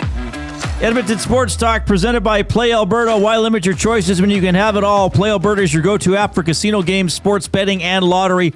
All in one place with easy access to real money games. You can enjoy everything Alberta has to offer right at your fingertips. Download Play Alberta now and start playing today. What is Jay's play of the day, my young friend? Well, Reid, it is the Oilers to win the game and to also win the first period. If you head on over to playalberta.ca, click on sports, click on EST specials, you will see that has been boosted quite well to plus 290. Now, is it also true in the course of your workday, you have made a little sprinkle on something else for this game? Do you want me to share? That's why I'm asking, yes. Well, you don't have to say the amount. As you all know, there are times in which free plays pop up. Sometimes, I don't know why, Reid, but sometimes, they're in your account. Hey, thanks for being with us. Right. Here you go. And as you all know, I have a great appreciation for number 20 of your Edmonton Oilers. That would be Curtis Lazar, who I think has been buzzing. I think he's been playing well. So I went over and I looked at the player props for tonight, and I noticed, Curtis Lazar to score a goal. Plus 1,068. Oh, my goodness. So I said, screw it. Let's do it. This is the Lord calling to you. I have been praising him for doing the Lord's work in front of the net. So maybe there is some sort of a some sort of a speak going on here that I'm unaware of. Because Curtis isn't always listed as a possible goal scorer, is he? Well, Reid, the Lord does work in mysterious ways. I hope Lazar scores like on his first shift of the game. My phone's going to be blowing up. Well, just from you. Just from me. The Jay's the only person who ever texts me anyway. Mrs. Glue and I are going out for some appies tonight. We're having a little date night. Oh, so maybe I'll be texting you. No, I'll keep tabs. But yeah, maybe you should. I don't know if there's TVs where we're going. Oh, my. Well, I don't want to interrupt your date. April will understand. I think she would. What's she going to do? Not talk to me? This is fun. We got a limerick from Les. Now, Les knows. Did you get it as well? That fourth line. No, I didn't. Okay, speaking of fourth lines. But it does have the right rhyming pattern. The Oilers hoping tonight to tilt the ice for 3 in a row. That's thrice. Can they jump the shark or act like they're walking the mall in Meadowlark? 'Tis not the season for pumpkin spice. That is good. An alarmingly long fourth line. Well, let's. Can they jump the shark? Will they jump the shark or walk Meadowlark? Right. That's how you got to tighten it up. Because if you're from Edmonton, you know what Meadowlark. Meadowlark is. Yeah. We should go hang out there. We should do our show from Meadowlark. We should do our show from Meadowlark Mall. I don't even know what's in. I rarely went to that mall in my life anyway. Is it a mall anymore? Or is it more like a shops? strip mall? Yeah, with shops. Oh, we could do it from the parking lot. Yeah, we could. We should just do a show from a random parking lot one day.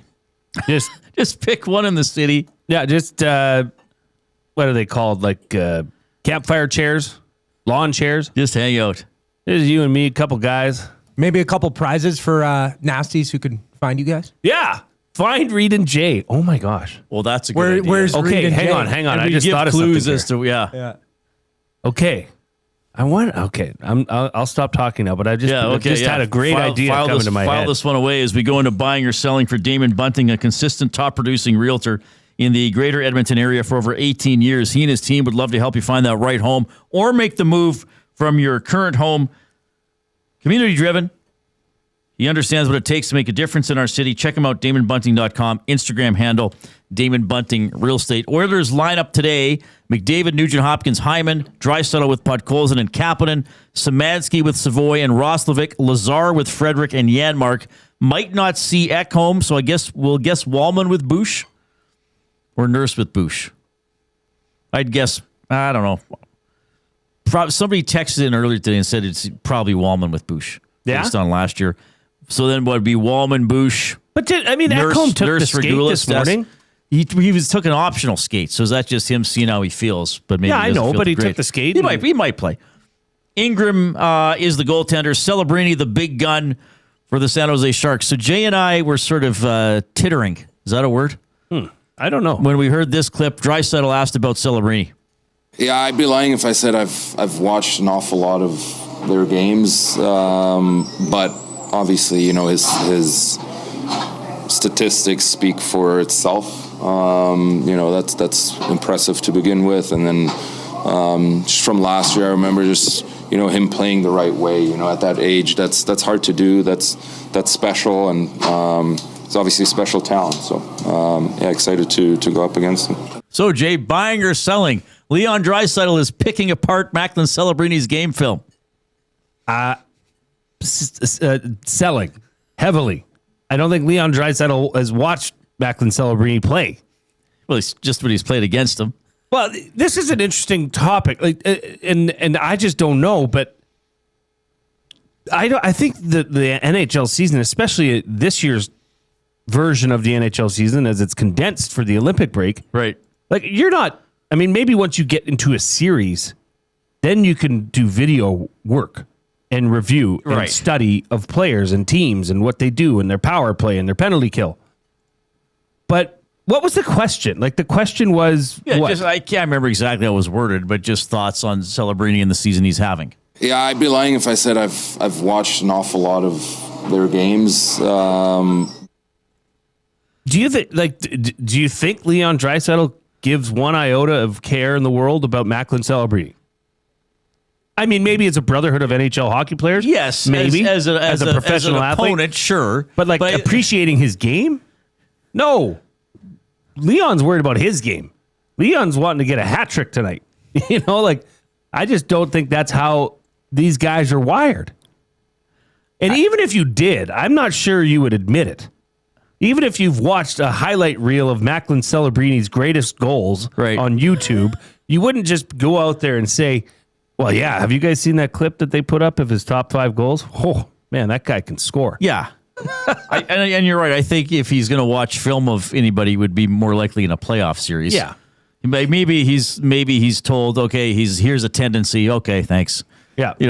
But do you really think Leon, of all people, is paying much attention to that? Ultra confident. Yeah. He's got it. He's cool. He's thinking, I think he has to stop me. Well, before maybe he should watch my tape. And we're not saying Draisaitl is dismissive or disrespectful of other opponents, but we're saying Leon knows if Connor and I especially carry the game the way we can, good luck, Macklin.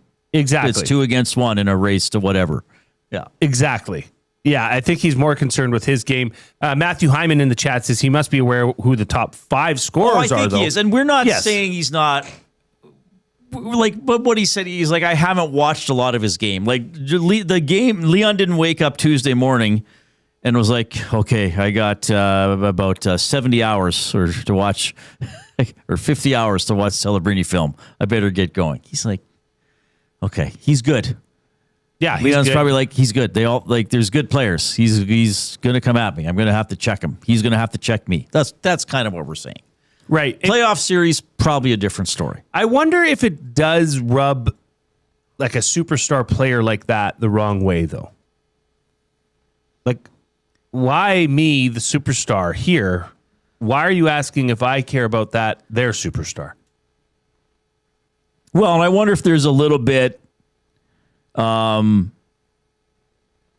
Leon's like, okay, good year and a half. Doesn't match my 10 and a half. Right. Like, hello. I don't know if you would think that consciously, but that's kind of how I feel about it. I think there was a little bit of bravado in that answer and a little bit of, I'm the big dog. Like if when you were 4th year Golden Bears, and if you were playing against a quarterback that was a freshman with 3 decent games under his belt. Oh, Jay, what do you feel about going up to this gunslinging young buck out of Simon Fraser?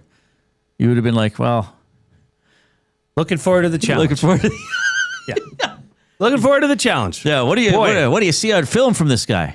Well, he can throw. Yeah, And, he can sling it. My job to stop him. Yeah. We're gonna have our hands full today. But see, that was a difference where you did not want to provide any sort of bulletin board material, right? Even if you were very confident heading into a matchup, you'd rather just take the high road and, oh yeah, great guy, good player. Yeah, right. Wow, doing some good things. Yeah. Yep. And he did say he's good, and Yes. he did say from last year he's a good two-way player. He complimented it, but I just sort of I think the gist of the question was like, what do you see when you watch him? Like, are you sizing him up?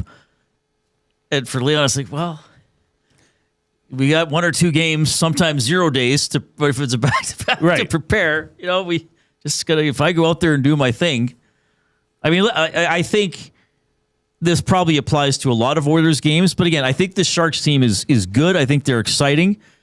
And as much as I've criticized the Oilers' depth, I do not think they are as deep as the Edmonton Oilers. And I think if McDavid and Draisaitl go to town tonight, the Sharks can't keep up. I agree. Now, that could be a hell of a fun game to watch, if I'm right. Dan with a good comment in the nasty chat. Leon should have just said, I'll let you know after the game.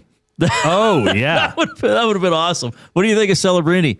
Ask me again at 10 o'clock. That's a good one, yes. This just came in, Reid. This is interesting. Nolan from St. Albert, thanks for sending this in.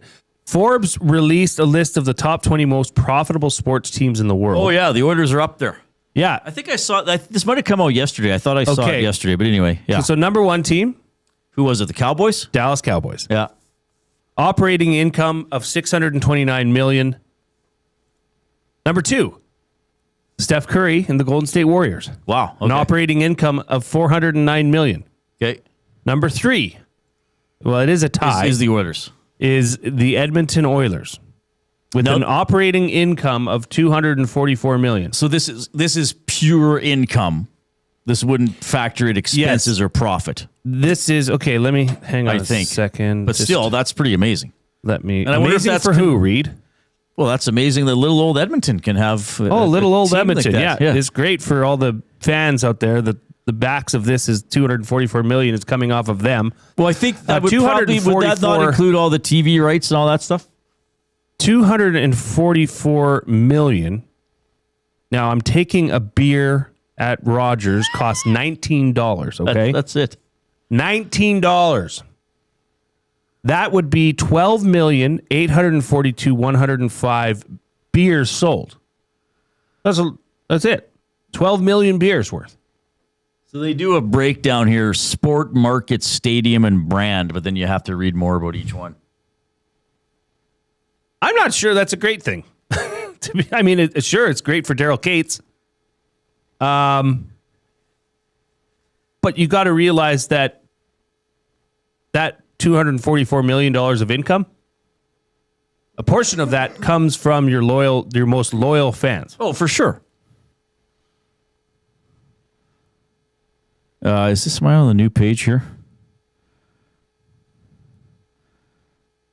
Well, but I think it also speaks to now. I believe this has been helped by playoff revenue the last couple of years. Sure. So that's good.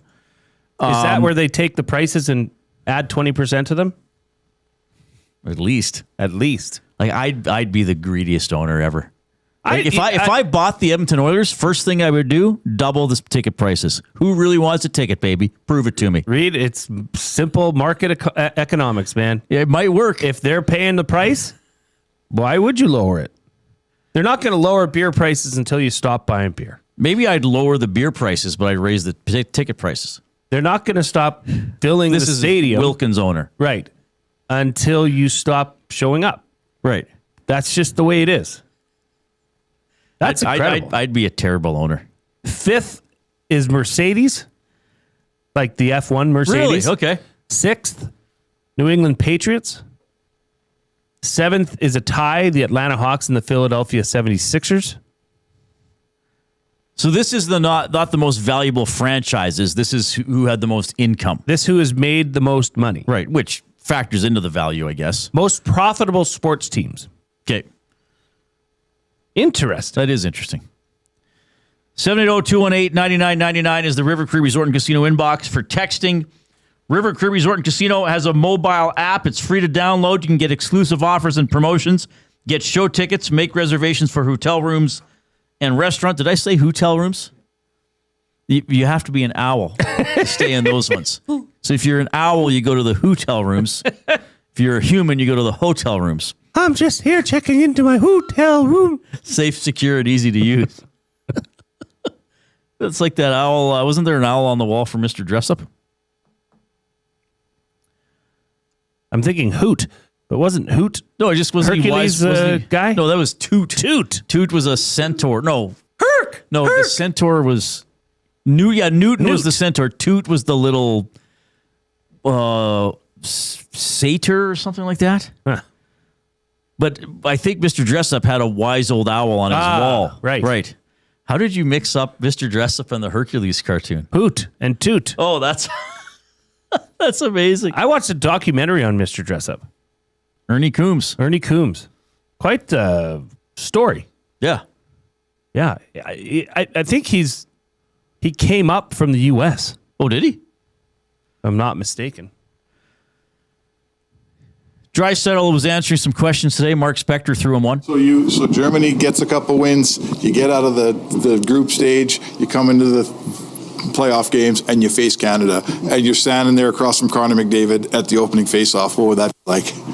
That's scary for him.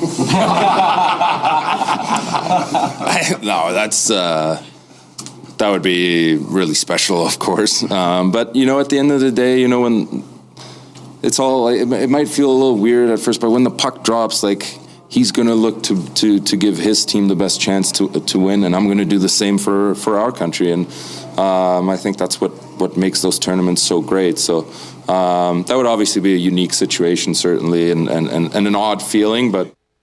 All right. Yeah, that was funny. Scary for him. Hey, we got to be confident, right? Of course. Why should Germany go into a game against Canada thinking they're going to lose? Got to go out there and get it done. What do you think the odds are? Have we seen odds on hockey? I haven't looked. Sickler, my buddy, chimed in. Is it a clock? An owl clock? I thought it was did the just eyes go like that? Yeah, I thought it was just a picture of an owl. It could have been a clock. I don't know. I haven't watched Mr. Dress Up in quite a while. All right. Do we have a winner in the Hudson's Canada's Pub Mystery Athlete of the Game? We do. So I'll give out the fifth clue. Now this is purely for fun. So you can post in the nasty chat as well as texting. The fifth clue was the wrench, but somebody already got it. So for fun, see if you can figure it out. Sault Ste. Marie, Sudbury, Regina Hall of Fame, the wrench. We'll name the winner and explain how the clues worked when we get back. Plus, we'll talk a little bit more about the Oilers game tonight, and we'll get fired up for Austin Mack signing with your Edmonton Elks. Here's the Coop.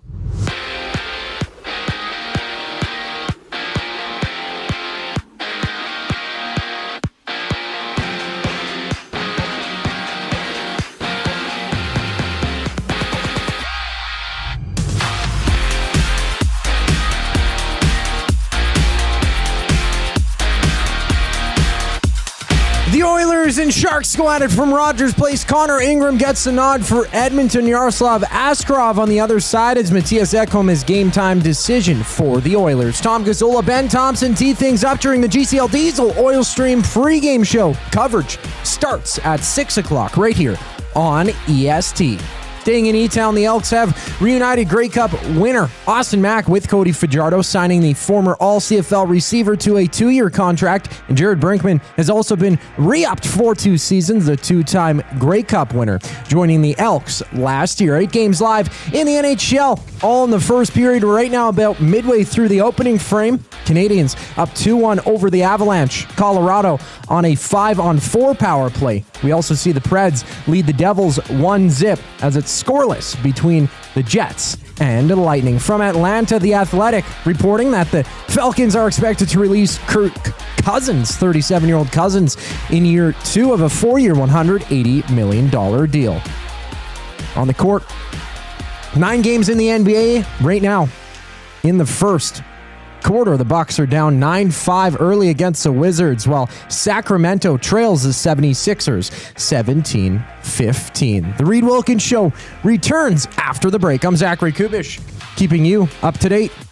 The Oil Stream. Tommy, tell me what this means. Tristan Jarry in Pittsburgh, 909-286. Tristan Jarry in Edmonton, 884, 3.23. Stuart Skinner in Pittsburgh, 906 and a 2.31. Stuart Skinner in Edmonton, 891, 2.83. Both of these guys' numbers significantly better when they play Oil for Stream, Penguins. presented by Boston Pizza. Monday, Wednesday, and Friday afternoons at noon. Only on Edmonton Sports Talk. Your clear choice for Edmonton sports.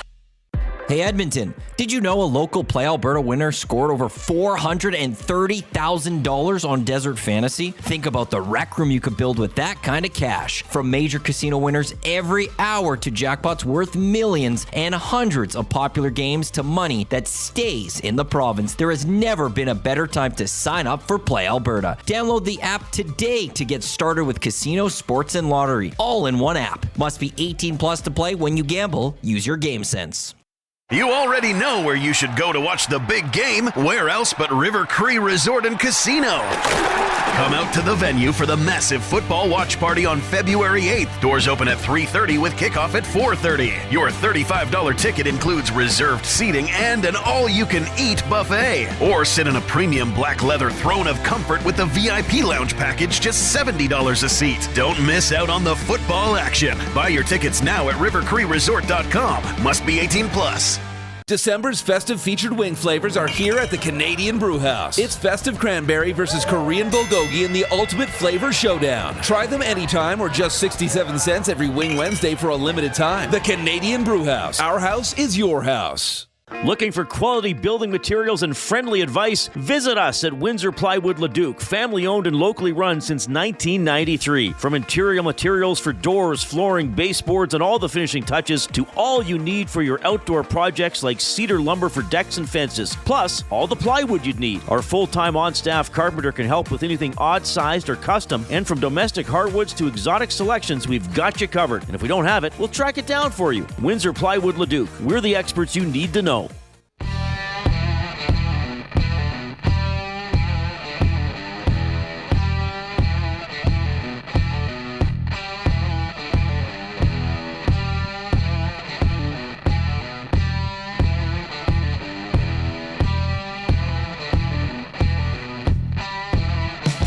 Okay, thanks for checking out the show. Jason Milne, Reid Wilkins from the Canadian Brewhouse studio. Hockey lives at the Canadian Brewhouse. During every Oilers game day at any Edmonton and area location, enter to win Oilers home game tickets at Rogers Place.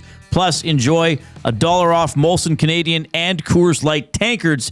Details at the CanadianBrewhouse.com. 7 o'clock game, 6 o'clock right here on EST for your GCL Diesel Oil Stream pregame show hosted by Tom Gazzola. Oilers and Sharks coming up at 7. The Oilers have won their last 6 games against the Sharks. In their last 17 games against the Sharks, Edmonton is 15-2. Can they continue that domination tonight? The goaltending matchup, it is Ingram in net for the Oilers against the Sharks in his career. He is 2-0-1 with a 2.31 goals against average, a .926 save percentage, and a shutout. Yaroslav Askarov, the goaltender for the Sharks, he has played the Oilers once in his career, 0-0-1, 2.99 goals against average, and a .929 save percentage. Do we have a winner? We do. And I've seen some people have put it in just for fun. Who won it? Max Pizzozu. Oh, he's back. He's back. He's back. Took him longer than usual. So, the Mr. Athlete. First guess, by the way. Sorry. It was his first guess. He's so cocky. He's unbelievable. He actually is unbelievable. Well, it's hard to believe. Yeah. He's that good. Well, this is good news for the rest of you because now he can't win for 30 he's out days. Yeah, exactly. Maybe we should do it for Canada Day games days or something. Mind you, the game will be over. Yeah, I don't know what we'll do. We'll figure it out, baby. So, the clues, Sault Ste. Marie. This person won the Brier in Sault Ste. Marie in 1990. Sudbury. This person won the Brier in Sudbury in 1983. Regina. This person won the Men's World Curling Championship in Regina in 1983. Fourth clue, Hall of Fame class of 1988. Canadian Curling Hall of Fame. Final clue, his nickname, The Wrench. It's Ed Wernick, of course. Not Ed Werewolf. Well, after you gave out the clue, The Wrench, Matt Hyman, Larsy, Grumpy Cat, and the Liquid Beaver all got it. All got it. Correct. But Mex got it somehow after the fourth clue. Mex got it. I said, how'd you do it, Mex? How did he do it? He won't tell us his secret. He said, just Googling. Just Googling. There's something else to this. Mex, you are partially the bane of Reid's existence when it comes to mystery athlete of the game. Yeah. Good. I can feel your anger. Yeah, I don't know how he gets it. It's not just that like anytime there's a challenging one, he figures it out. He's good. Yeah, well, there's nothing wrong with being good. That's fine. You know the Sharks, what their record is the last 15 meetings with Edmonton? Well, I got the last 17. So in the last 15, I think it's 1-11-3. 1-10-4. 1-10-4. So they've got points. Yes, they do. They found a way to get points. Yeah, it's shockingly lopsided. Very surprising. Do you think this is a game in which coming out fast and hard is critical to whoever wins? I think it's critical every game. I mean, yes, you can, but I just feel like with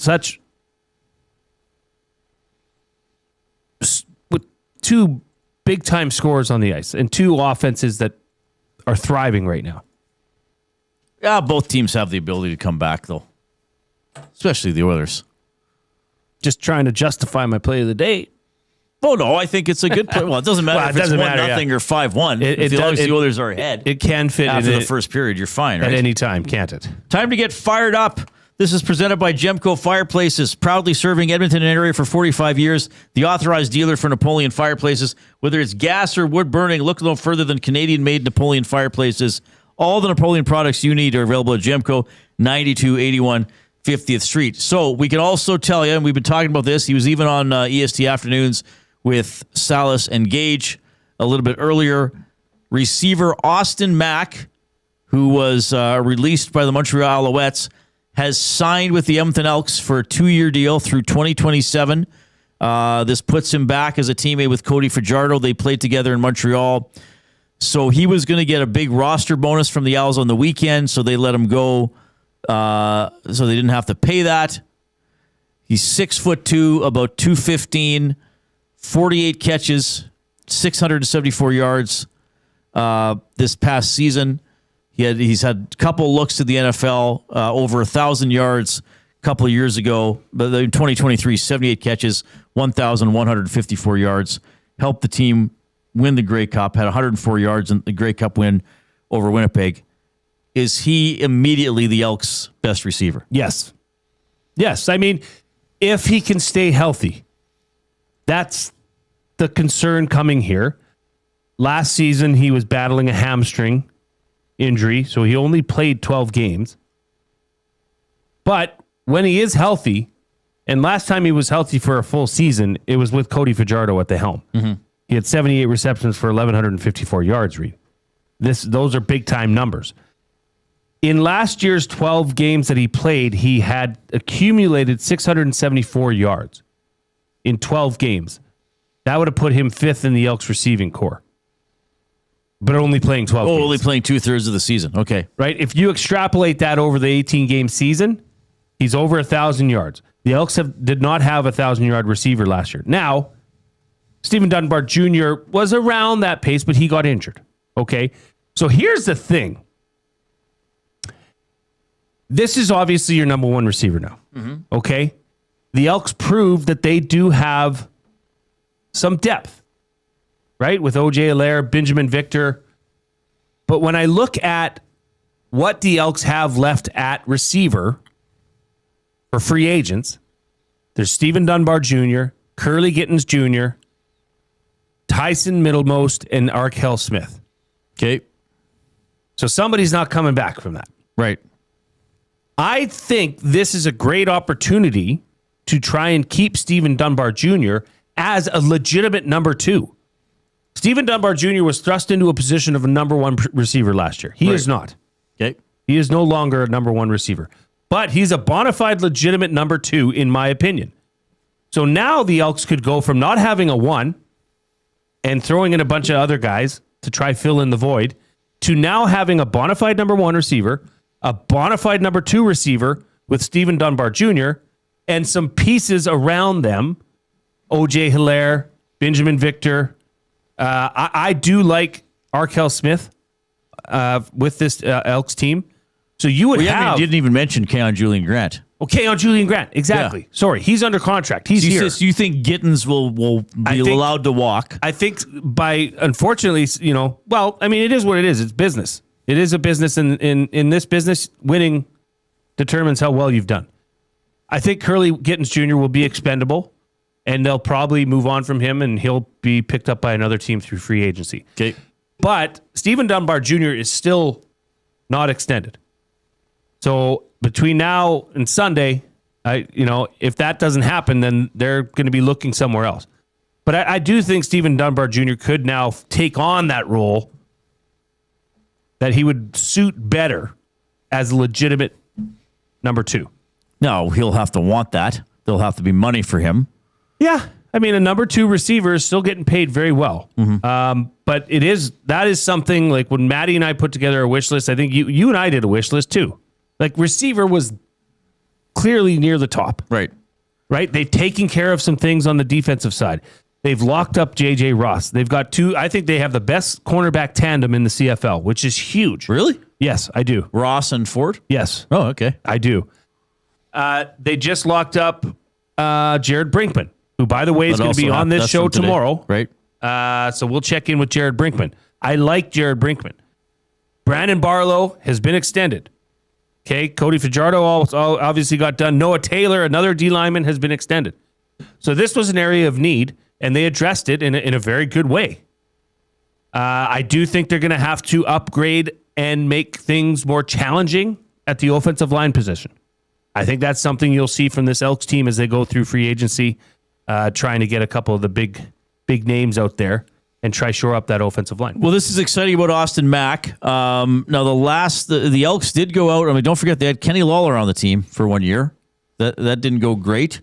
Then look what he did. Yeah, they had Eugene Smith for a couple of years. He did okay. He made more plays. Lawler the second Chris Jones era is the exact opposite of the first era. But this is an exciting player, and he has played with Cody Fajardo before, and he gives the Elks a threat that they didn't have last year. Absolutely. Like this changes this team's makeup impact. And it was neat, now. and it was neat last year to see Victor and Allaire emerge throughout the course of the season, and now probably be good enough to be on the team right from day one. Yeah, coming into this year. And I did hear Austin Mack on the EST afternoons with Hernan and Joaquin, and he sounds excited. He's excited to be back with Cody Fajardo. He called it the Cody Mack show. That's good. That's a good thing. A guy that's excited to come to this team and say this team's moving in the right direction. A former Grey Cup winner who, by the way, in the Grey Cup put up 104 yards when they beat the Winnipeg Blue Bombers. Like, this is a big play receiver. Yeah. This changes this team. Oh, and don't forget, you've got a guy by the name of Justin Rankin that is still on this team and extended through 2027. Like, they're doing some things. This team is moving in the right direction. No question. Fired up for Gemco Fireplaces. All right, some final preparation. Some final preparation for the Oilers game tonight. Words of the day for the Edmonton Public Library. Here's Zach Kubish.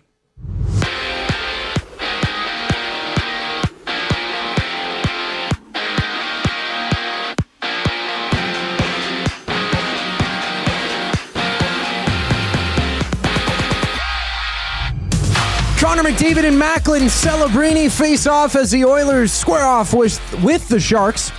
Connor Ingram starts for Edmonton. Yaroslav Askarov on the other side as Mattias Ekholm is a game-time decision. Join Tom Gazzola and Ben Thompson in about 21 minutes as they tee things up during the GCL Diesel Oil Stream pregame show. Of course, that gets going at 6 o'clock right here on EST. And staying in Edmonton, the Elks have reunited Grey Cup winner Austin Mack with Cody Fajardo, signing the former All-CFL receiver to a 2-year contract. Jared Brinkman has also been re-upped for 2 seasons through 2027. The 2-time Grey Cup champion joining the Elks last year. 8 games live in the NHL right now. Canadians up 3-1 over the Abs. 4 minutes to go in the first. Nick Suzuki, a shorthanded goal, 18th of the season for him. It's a 2-1 game between the Flyers and Bruins. Boston leading 8 to go in the first, while the Lightning have taken a 1-0 lead over the Jets with 5 to go in the first period. From Atlanta, The Athletic has reported that the Falcons are expected to release Kirk Cousins. 37-year-old Cousins is in year 2 of a 4-year deal worth $180 million total. Over to the NBA. Just 2 games live into the first for both. 76ers leading 28-25 over the Kings, and it's a 2-point lead for the Wizards against the Bucks. The final segment of the Reid Wilkins Show brings us back after the break. I'm Zachary Kubish, keeping you up to date.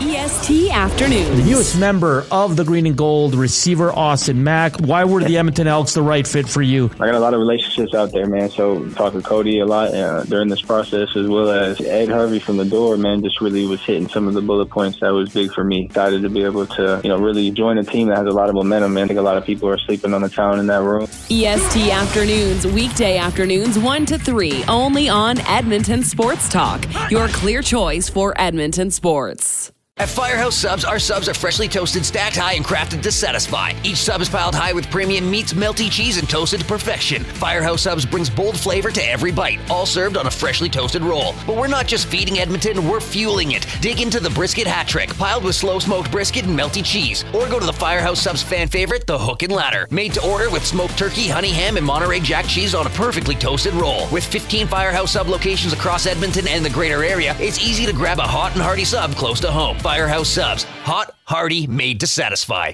You already know where you should go to watch the big game. Where else but River Cree Resort and Casino? Come out to the venue for the massive football watch party on February 8th. Doors open at 3:30 with kickoff at 4:30. Your $35 ticket includes reserved seating and an all-you-can-eat buffet. Or sit in a premium black leather throne of comfort with the VIP lounge package, just $70 a seat. Don't miss out on the football action. Buy your tickets now at rivercreeresort.com. Must be 18 plus. Hi there. If you're like me, you like to picture yourself in luxury, even though there's absolutely no way you could afford it. And if you can, well, even better. Thankfully, I picture myself in something that is luxury, but still absolutely affordable, like the all-new Mazda CX-90 from Park Mazda. With the new luxury features like facial recognition settings and quilted detail Napa leather seating, I can pretend to be comfortable with all of my proper settings activated without even touching a button, thanks to Mitch Lewicki and the great staff at Park Mazda. I like to picture Mitch Lewicki as a ninja fighting off evil samurai. Park Mazda, your dealer for life in Sherwood Park off Y Road, parkmazda.ca.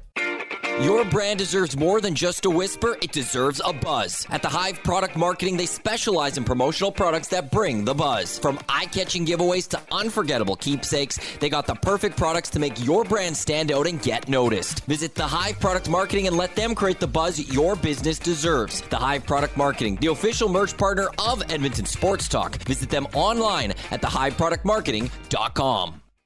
Looking for a winning strategy for your retirement? Contact me, Joaquin Gage at K4 Financial, where expertise meets dedication. I will always look for a careful approach to your retirement, ensuring your financial future is secure. From tailored strategies to clear, actionable advice, I'm here to guide you every step of the way. Don't leave your future to chance. Get in touch with me, Joaquin Gage, today at k4financial.ca or email joaquin.gage@k4financial.ca to start planning for a brighter future and a more secure retirement.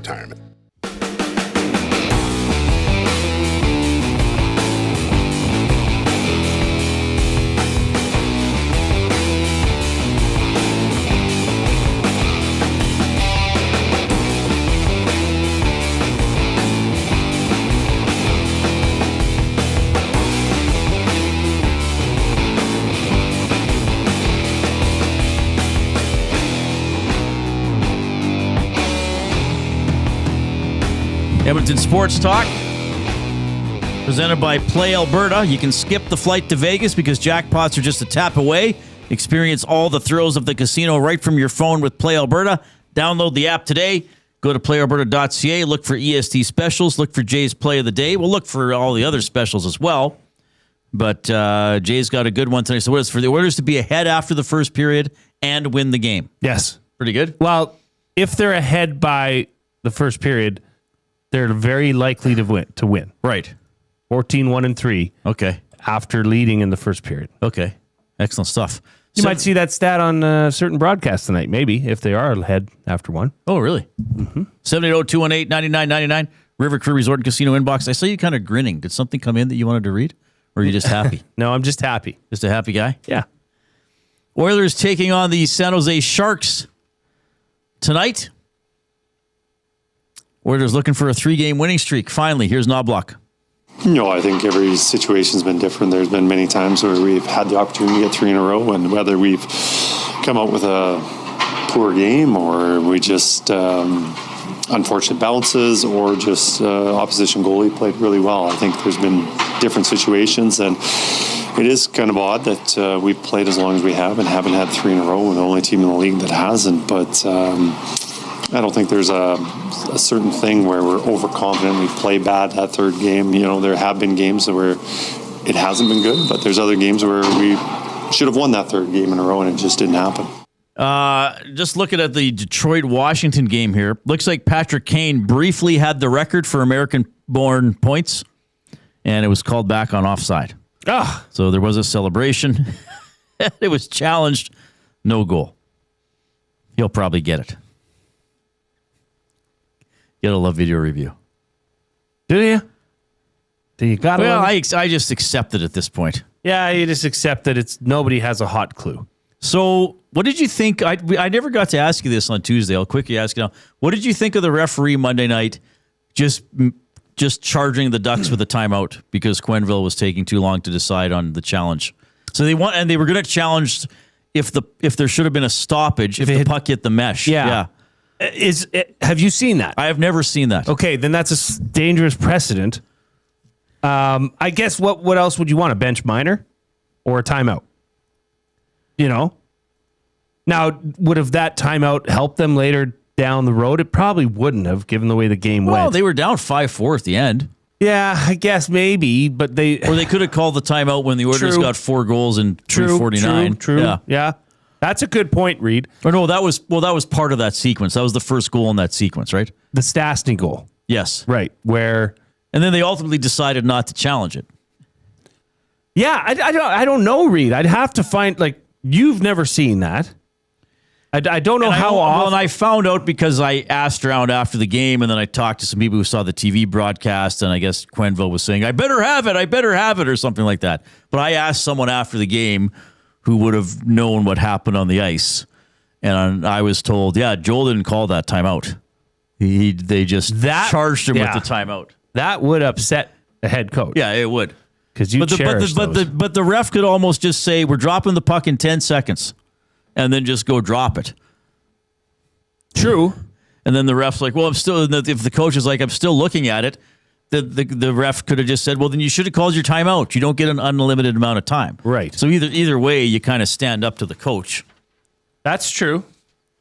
But I guess, like, I don't know exactly what was said. Maybe the ref said, okay, we got to go. Do you want your timeout? And then if they keep looking at it or say, hold on, then the ref could just say, well, you basically told me you wanted your timeout. If you're telling me to hold on, you're basically telling me you want your timeout. True. I'm sure Quenneville would argue differently. But I've never really. I mean, the Oilers. Just hang on a second. What's going on? Oh, you're giving me a pocket square? Big white piece of paper. That's going to look great. I have a couple pocket squares at home. I don't often wear them. Well, Mack said it's a good point. He said, don't let Drew see you without a pocket square. Nobody would know. I'm not wearing a tie, though. Can you wear a pocket square without a tie? You can wear Actually, no one would know that's a piece of paper, would they? Nobody would know. Till if they went to blow their nose in it. Well, what if you're up in the press box and somebody's like, hey, we need a paper airplane. Yeah. And you're like, look what I've got. You better take this because I don't want to wear it to the rink. In case I forget to take it out. I appreciate you making it for me. That was a gift for you. Well, I know that. Just leave it here. I meant I'm leaving it here. I'm terrible. No one should ever give me anything because if I don't like what you give me, I'll tell you. Well, it worked. Nobody would have known. Words of the day presented by Edmonton Public Library and their Intellectual Freedom Campaign. EPL stands up for your right to explore every topic, every belief, and every opinion without censorship. Learn more how EPL protects your freedom to read at intellectualfreedom.ca. The word of the day with Reid and Jay. Oh, I'm sorry. Did I break your concentration? What do they got to say? Say what again? Say what again? I dare you. Let's find out. English, do you speak it? Then you know what I'm saying. Now, if you have not given us the thumbs up and you're currently on YouTube, and we do believe some people just come in for word of the day, click the thumbs up button. We're at 130. Let's see if we can get to 140 in the final 5 minutes of the show. Well, and you got to do it now because it resets for Tom's pregame show at 6. And Reid, I think soon enough here, we're going to have to start demanding more. I think we're going to have to start to get to Sammy Hagar levels of 100 and... Yeah. For double certainly word. In the playoffs, we'll be doing that. For double word. Yeah. Okay, first word of the day, reciprocate. Seriously? Reciprocate. RECIPROCATE. Dun, da, da, da. And this is to do something in return. You know, after Jay gave Reid a pocket square, Reid went to modern measure because he wanted to reciprocate the gesture. That's top 5, one of the easiest words you've ever given me. Like I said, Reid, I don't make the rules. I just read what comes up. All right. I guess I shouldn't complain about the easy ones because then some days I get totally stumped. I didn't do very well yesterday, did I? Nah, it wasn't your best showing. I think it was 1.5 out of 4. Yeah, that's poor. Second word of the day, Zephyr. Zephyr. ZEPHYR. This is a gentle wind.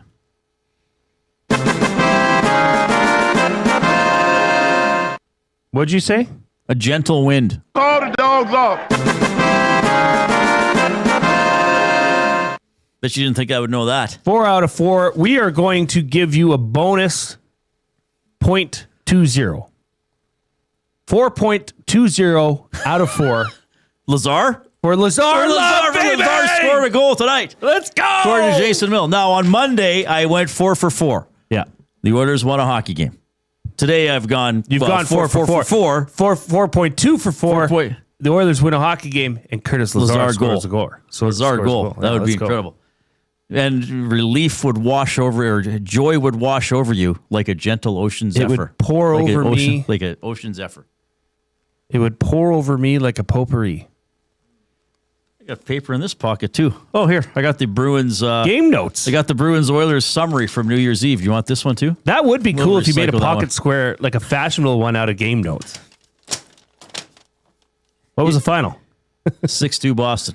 How'd Ingram If do? the Oilers win the Stanley Cup, I wonder if I could get a custom-made tie with the box score. You could, I'm sure. Yeah, someone would do it. Wonder if Modern Measure could do it. They customized everything else, as we found out yesterday. I think really they can do anything. Yeah. Did you think I would know Zephyr? No. Surprised you yet again. Or maybe I've never surprised you before. Hi, Ben. Hi, Jay. Ben Thompson is standing by to take over the technical desk. We need one thumb for 140. Let's get it. We still got a minute left. Ooh, high and outside. Jay's throwing stuff at the cube. If you've not given a thumbs up on YouTube, do it now. The Shore Draft had 240 thumbs? Or Rip City Step, the inside of your jacket, the lining. Oh, yeah. The lining, because then you could read it better. You could have the full box score in there. That'd be pretty cool. Well, you'll be showing off the inside lining of your jacket. Oh, it's going to be incredible. When the Modern Measure custom suits they made for us come in. There it is, 140 thumbs. Thanks, everybody. Love doing the show with you every day. On behalf of Zach Kubish and Jason Milne, I'm Reid Wilkins. Oil Stream pregame show is next. Enjoy the game.